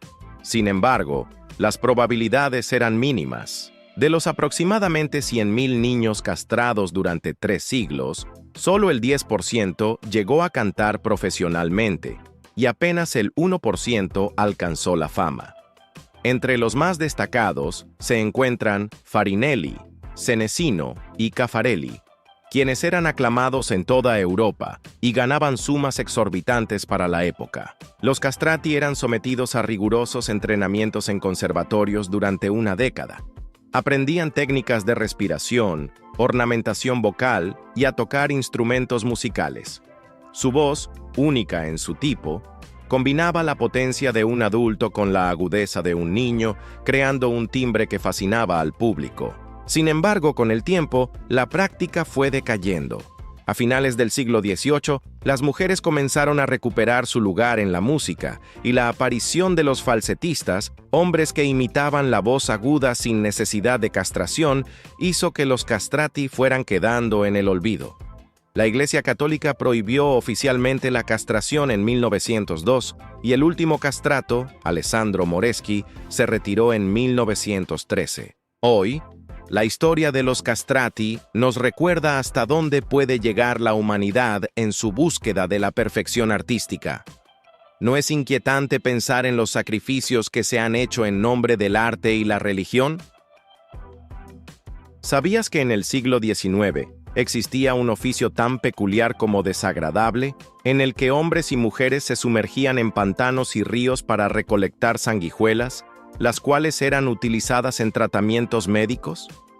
Este trabajo, aunque hoy nos parezca insólito, fue fundamental en una época donde la medicina recurría a métodos que hoy consideraríamos extremos. Las sanguijuelas, esos pequeños anélidos que se alimentan de sangre, eran altamente valoradas por sus supuestas propiedades curativas. Se creía que podían equilibrar los humores del cuerpo, una teoría médica predominante en la época. Así, los recolectores se adentraban en aguas estancadas, dejando que las sanguijuelas se adhieran a sus piernas para luego desprenderlas y venderlas a médicos y boticarios. Este oficio no solo era incómodo, sino también peligroso. Las heridas causadas por las sanguijuelas podían infectarse, y la exposición constante al agua fría y sucia provocaba enfermedades. Además, la demanda era tan alta que en países como Francia se importaban millones de sanguijuelas anualmente, lo que llevó a la sobreexplotación y casi extinción de la especie en algunas regiones. Con el tiempo, la medicina evolucionó y dejó de utilizar sanguijuelas de manera indiscriminada. Sin embargo, su uso no desapareció por completo. Hoy en día, en ciertos tratamientos médicos modernos, las sanguijuelas se emplean para mejorar la circulación sanguínea y prevenir coágulos, especialmente en cirugías reconstructivas. Este curioso capítulo de la historia médica nos recuerda cómo las prácticas y creencias pueden cambiar drásticamente con el tiempo. ¿Te imaginas qué tratamientos actuales serán considerados extraños o ineficaces dentro de un siglo? ¿Sabías que una nube puede pesar tanto como un avión comercial, pero aún así flota en el cielo sin desplomarse sobre nosotros?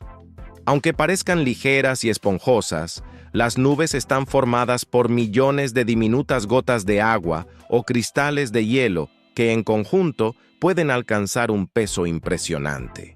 Por ejemplo, una nube cúmulo típica, con un volumen de aproximadamente 1 kilómetro cúbico, puede contener alrededor de 500.000 kilogramos de agua, es decir, 500 toneladas.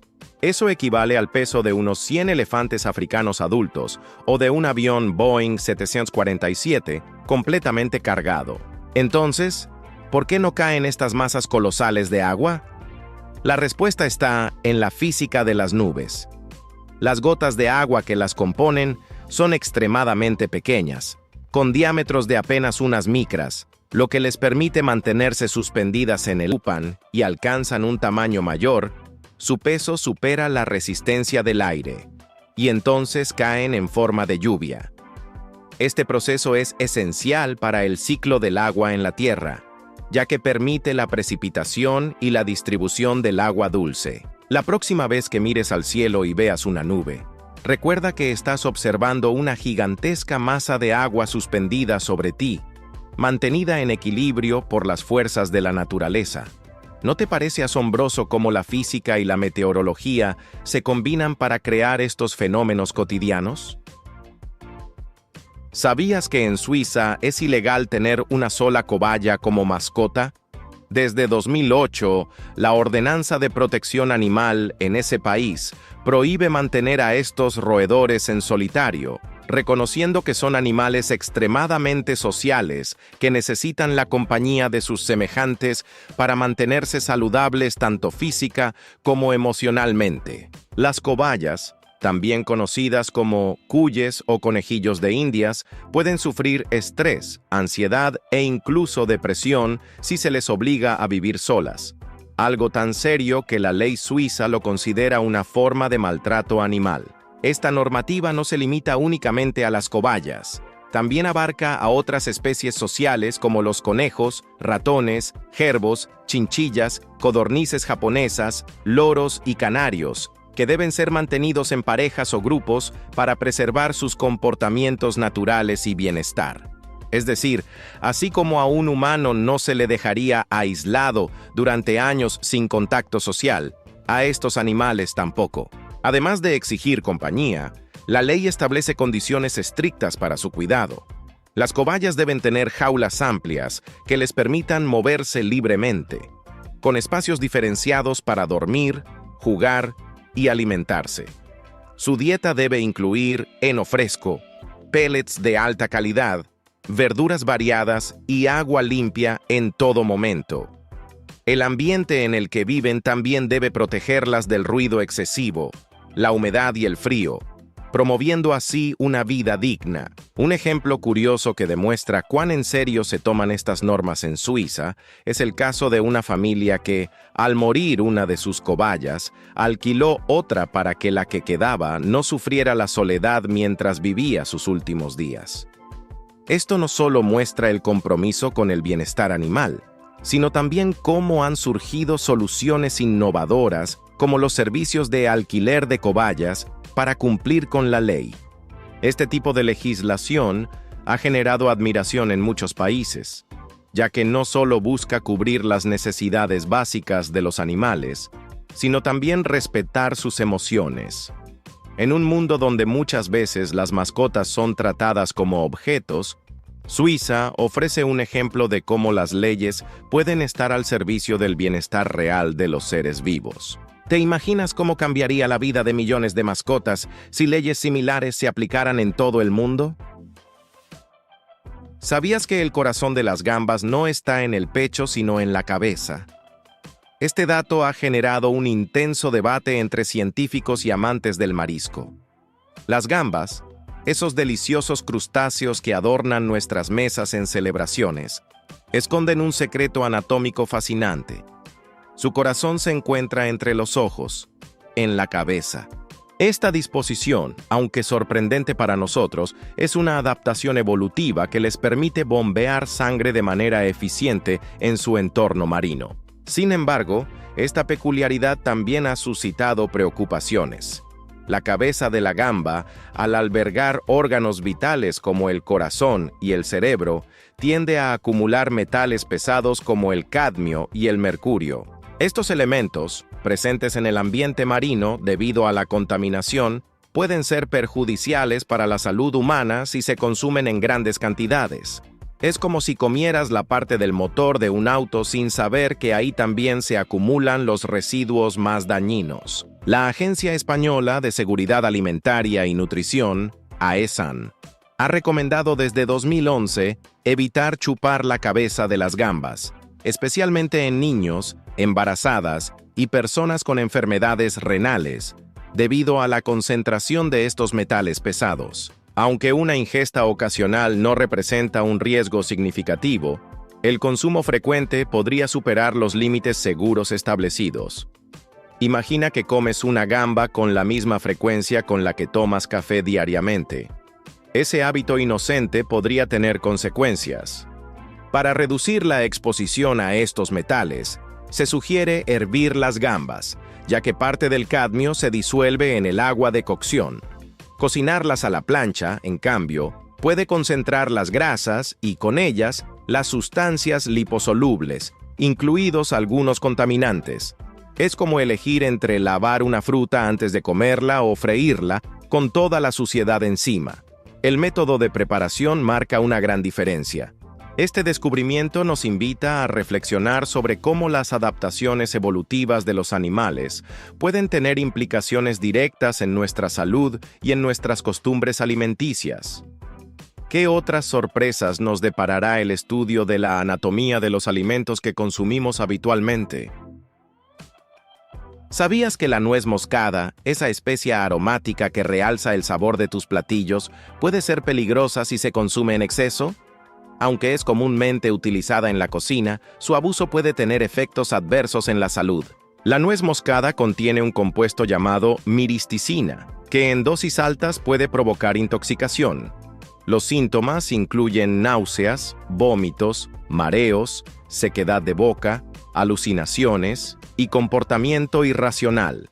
En casos extremos, puede causar daño hepático y convulsiones. Por ejemplo, se ha reportado que una dosis de 22 tazas de té con nuez moscada para una mujer y 27 para un hombre podría inducir una intoxicación clínica con efectos tan graves como los mencionados. Para evitar estos riesgos, es recomendable no exceder los 10 gramos de nuez moscada al día.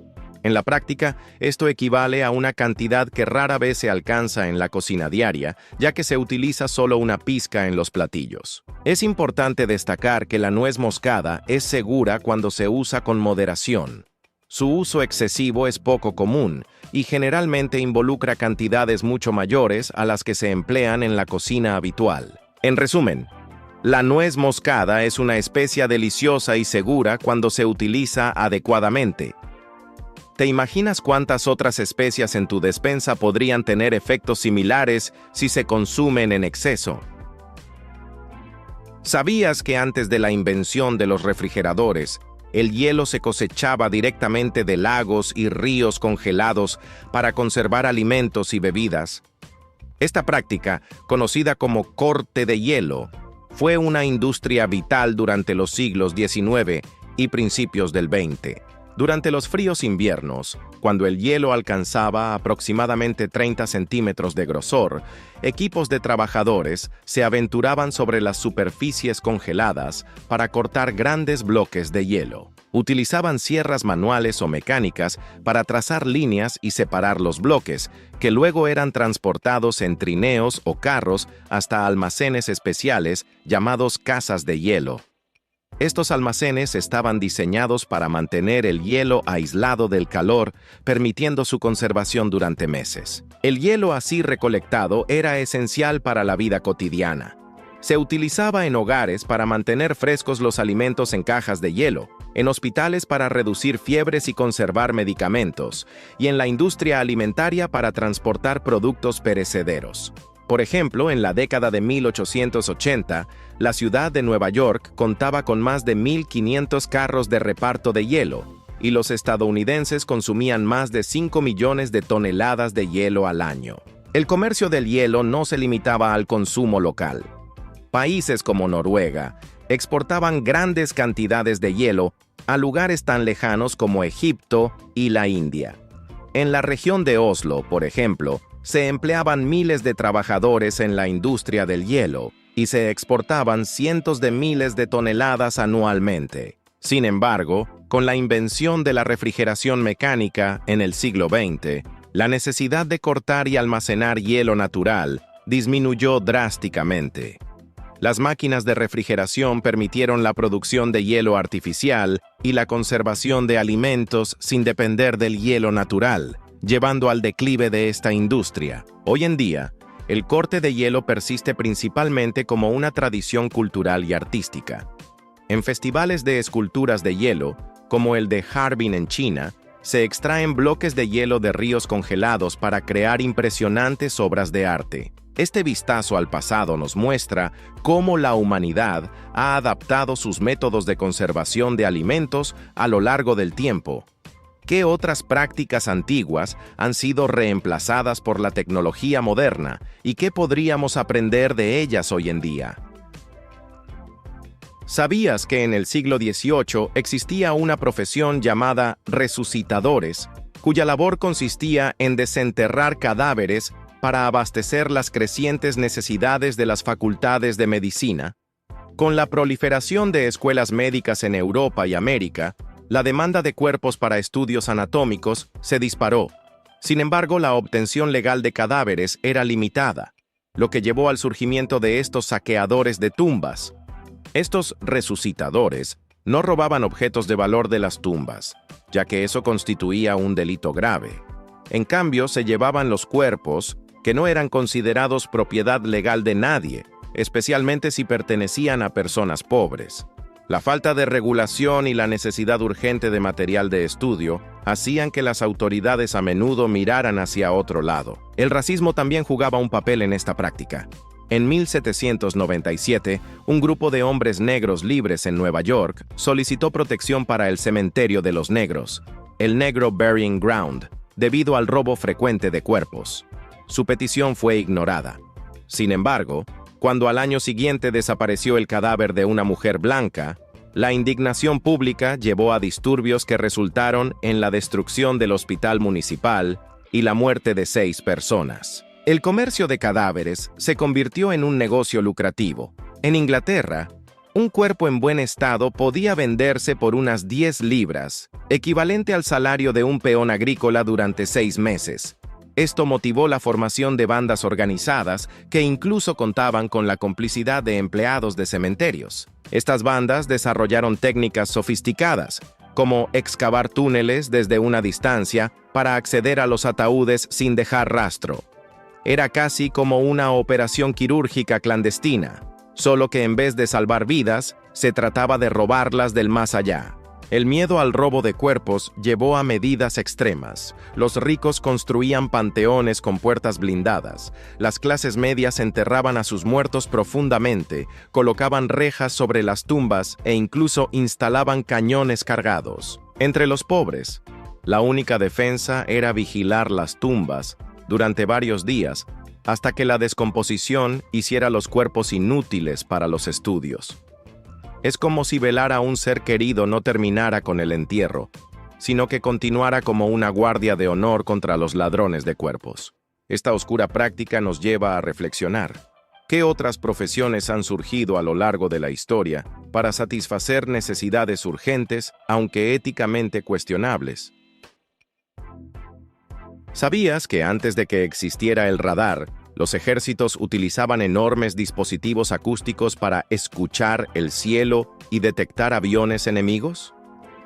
Mucho antes de que los satélites y la tecnología moderna dominaran el campo de batalla, la humanidad dependía del ingenio puro para anticiparse a los ataques aéreos. Durante la Primera y Segunda Guerra Mundial, se desarrollaron artefactos conocidos como localizadores acústicos, que básicamente eran grandes trompetas metálicas o estructuras parabólicas diseñadas para captar el sonido de los motores de los aviones a grandes distancias. Imagínalo como un gigantesco estetoscopio apuntando hacia el cielo. Estos aparatos podían ser tan grandes como una persona y se usaban en campos abiertos o colinas, donde el ruido ambiente era mínimo. Los operadores, equipados con auriculares conectados a estos dispositivos, escuchaban con atención extrema cualquier ruido sospechoso. El sonido del motor de un avión, que para ti podría parecer un leve zumbido en la distancia, para ellos era una señal de alerta. Y aquí es donde entra lo sorprendente. Solo con ese sonido podían estimar la dirección y la posible velocidad de la aeronave. Para entenderlo mejor, piensa en cómo un perro inclina la cabeza cuando escucha algo a lo lejos. Su oído agudo le permite localizar con bastante precisión la fuente del sonido. Pues estos operadores humanos hacían algo parecido, pero con equipos mecánicos y entrenamiento auditivo intenso. Era una mezcla entre ciencia y arte. Sin embargo, este método tenía muchas limitaciones. Dependía mucho del clima, del viento, de la geografía del terreno e incluso del ruido de la ciudad. Un día con viento fuerte podía arruinar totalmente una escucha. Con la llegada del radar en los años 30 y 40, todo cambió. Esta nueva tecnología podía detectar objetos aéreos sin necesidad de escucharlos, incluso cuando estaban muy lejos y aún no eran audibles. Fue como pasar de usar linternas para ver en la oscuridad a encender la luz eléctrica. Los localizadores acústicos quedaron obsoletos y fueron abandonados, convirtiéndose en objetos de museo o en rarezas de la historia militar. Hoy en día, los sistemas de detección aérea son tan avanzados que pueden rastrear misiles hipersónicos o satélites en órbita. Pero a pesar de estos avances, no deja de ser asombroso pensar que en algún momento los humanos miraban al cielo sin ver nada, y sin embargo, sabían que algo se acercaba solo por el sonido. ¿No te parece increíble que llegáramos a confiar nuestra seguridad a la simple capacidad de escuchar el cielo? ¿Sabías que en la terraza de antaño existía un oficio tan peculiar como necesario? ¿El recogedor de excrementos? En una época donde los caballos y burros eran el principal medio de transporte, las calles de la ciudad se llenaban de desechos que alguien debía limpiar. Estos trabajadores, equipados con una gran paleta y un capazo, recorrían las vías recogiendo los excrementos y vaciándolos en un carro tirado por un burro. Aunque hoy nos parezca insólito, este trabajo era fundamental para mantener la higiene en las calles de tierra de terraza. La mayoría de las casas contaban con animales de carga, y el transporte comercial dependía de carros tirados por bestias, lo que generaba una considerable cantidad de residuos. Sin una recolección adecuada, las calles se habrían convertido en focos de insalubridad. El destino final de los excrementos recogidos no está del todo claro. Es posible que se utilizaran como abono en jardines municipales o que se vendieran a particulares para fertilizar sus campos. Lo cierto es que, aunque este oficio no estaba formalmente reconocido como un servicio municipal, desempeñaba un papel crucial en la vida urbana. Comparado con los servicios de limpieza actuales, donde camiones y maquinaria especializada se encargan de mantener las calles limpias, el trabajo del recogedor de excrementos era arduo y poco valorado. Sin embargo, su labor era tan esencial como la de cualquier otro trabajador de la ciudad. Este oficio desapareció con la llegada de los vehículos motorizados y la pavimentación de las calles, transformando por completo el paisaje urbano. Pero su existencia nos recuerda cómo las necesidades de una sociedad pueden dar lugar a trabajos que, aunque hoy nos parezcan extraños, fueron indispensables en su momento. ¿No te parece curioso cómo la evolución de la tecnología y la infraestructura urbana ha transformado por completo los oficios y las necesidades de limpieza en nuestras ciudades? ¿Sabías que los loros son aves increíblemente inteligentes y longevas, capaces de imitar una amplia variedad de sonidos y voces? Estas habilidades se deben a su anatomía única. Su pico, largo y afilado, junto con una mandíbula superior más grande que la inferior y articulaciones especiales en su cabeza, les permite moverlo en múltiples direcciones. Esta estructura les facilita tanto alimentarse como reproducir sonidos, desde palabras hasta llamadas de otras especies. Además de su destreza vocal, los loros son conocidos por formar parejas monógamas que pueden durar toda la vida. Estos lazos se manifiestan en comportamientos afectivos, como el acicalamiento mutuo, el contacto físico y el compartir alimentos. Por ejemplo, especies como el periquito y el guacamayo de collar construyen sus nidos en huecos de árboles. donde las crías nacen ciegas y sin plumas, dependen completamente de sus padres para sobrevivir. La diversidad de loros es asombrosa. El orden Psittaciformes incluye aproximadamente 426 especies, distribuidas en 108 géneros y 8 familias. Esta amplia variedad habita principalmente en regiones tropicales y subtropicales alrededor del mundo. Sin embargo, a pesar de su abundancia, muchas especies enfrentan amenazas debido a la captura ilegal para el comercio de mascotas, la pérdida de hábitat y la competencia con especies invasoras. De hecho, se estima que desde 2021, alrededor de 50 millones de loros viven en cautiverio como mascotas, lo que ha contribuido al declive de sus poblaciones en la naturaleza. Estos datos destacan la complejidad y la vulnerabilidad de los loros, recordándonos la importancia de proteger su hábitat y regular el comercio de vida silvestre. Al reflexionar sobre su situación, surge la pregunta: ¿qué otras especies, aparentemente comunes, esconden características y desafíos sorprendentes que aún desconocemos? ¿Sabías que los delfines, esos mamíferos acuáticos tan fascinantes, alguna vez caminaron sobre la Tierra? Hace millones de años, sus antepasados, conocidos como mesoniquios, eran ungulados que compartían ciertas características con los lobos. Con el tiempo, estos animales terrestres regresaron al agua, adaptándose a un entorno que les ofrecía mejores oportunidades de supervivencia. Esta transición se refleja en los delfines modernos, que aún conservan vestigios de su pasado terrestre, como los huesos de dedos en sus aletas. La diversidad de los delfines es asombrosa. Se conocen más de 43 especies que habitan desde aguas oceánicas hasta algunos ríos. Sus tamaños varían notablemente. La orca, también llamada ballena asesina, es la especie de delfín más grande, alcanzando longitudes de más de 9 metros. Por otro lado, el delfín de Héctor, el más pequeño del mundo, mide apenas 1,3 metros. Esta variabilidad demuestra cómo los delfines se han adaptado a diferentes hábitats y condiciones. Además de su tamaño, los delfines presentan una amplia gama de colores y patrones en su piel, que van desde tonos grises hasta rosados. Estos colores no son solo estéticos, ayudan a los delfines a camuflarse en su entorno, protegiéndolos de depredadores y facilitando la caza de presas. Curiosamente, su piel se renueva cada 2 horas, manteniendo una superficie lisa y aerodinámica que es esencial para su estilo de vida acuático. La comunicación es otro aspecto destacado de la vida de los delfines. Utilizan una variedad de sonidos, como silbidos, clics y chasquidos, para interactuar entre sí.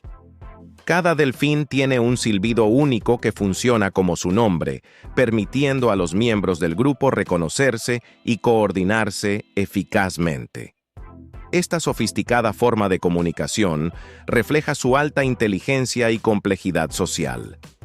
En cuanto a su alimentación, los delfines son depredadores carnívoros que se alimentan de peces, calamares y crustáceos.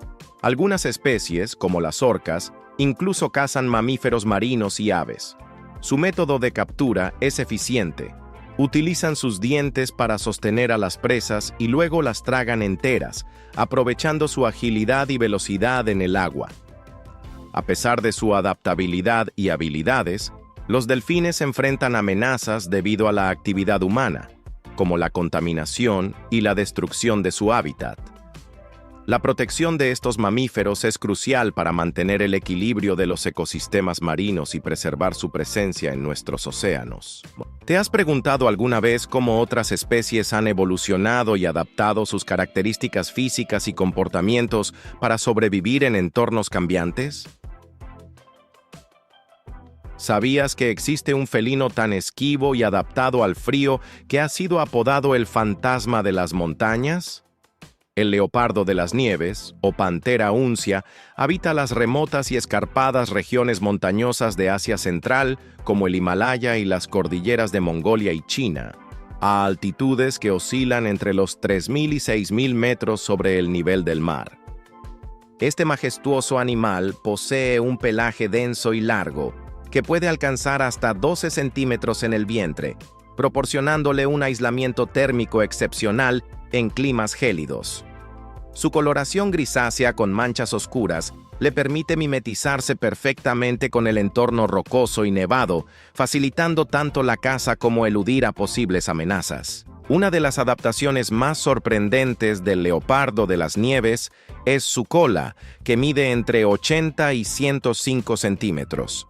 Además de ayudarle a mantener el equilibrio en terrenos escarpados, la utiliza como manta, envolviéndola alrededor de su cuerpo para conservar el calor durante las frías noches montañosas. Sus patas anchas y peludas actúan como raquetas de nieve naturales, distribuyendo su peso y permitiéndole caminar sobre la nieve profunda sin hundirse, similar a cómo las raquetas ayudan a los humanos en condiciones similares. A pesar de su apariencia elegante y su comportamiento solitario, el leopardo de las nieves es un depredador formidable. Puede cazar presas que triplican su peso, como los íbices y los varales, gracias a su fuerza y sigilo. Su capacidad para moverse silenciosamente en terrenos difíciles lo convierte en un cazador eficiente y casi invisible.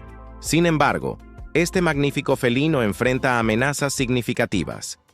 La pérdida de hábitat debido al cambio climático y la expansión humana, junto con la caza furtiva y la disminución de sus presas naturales, han llevado a que su población esté en declive.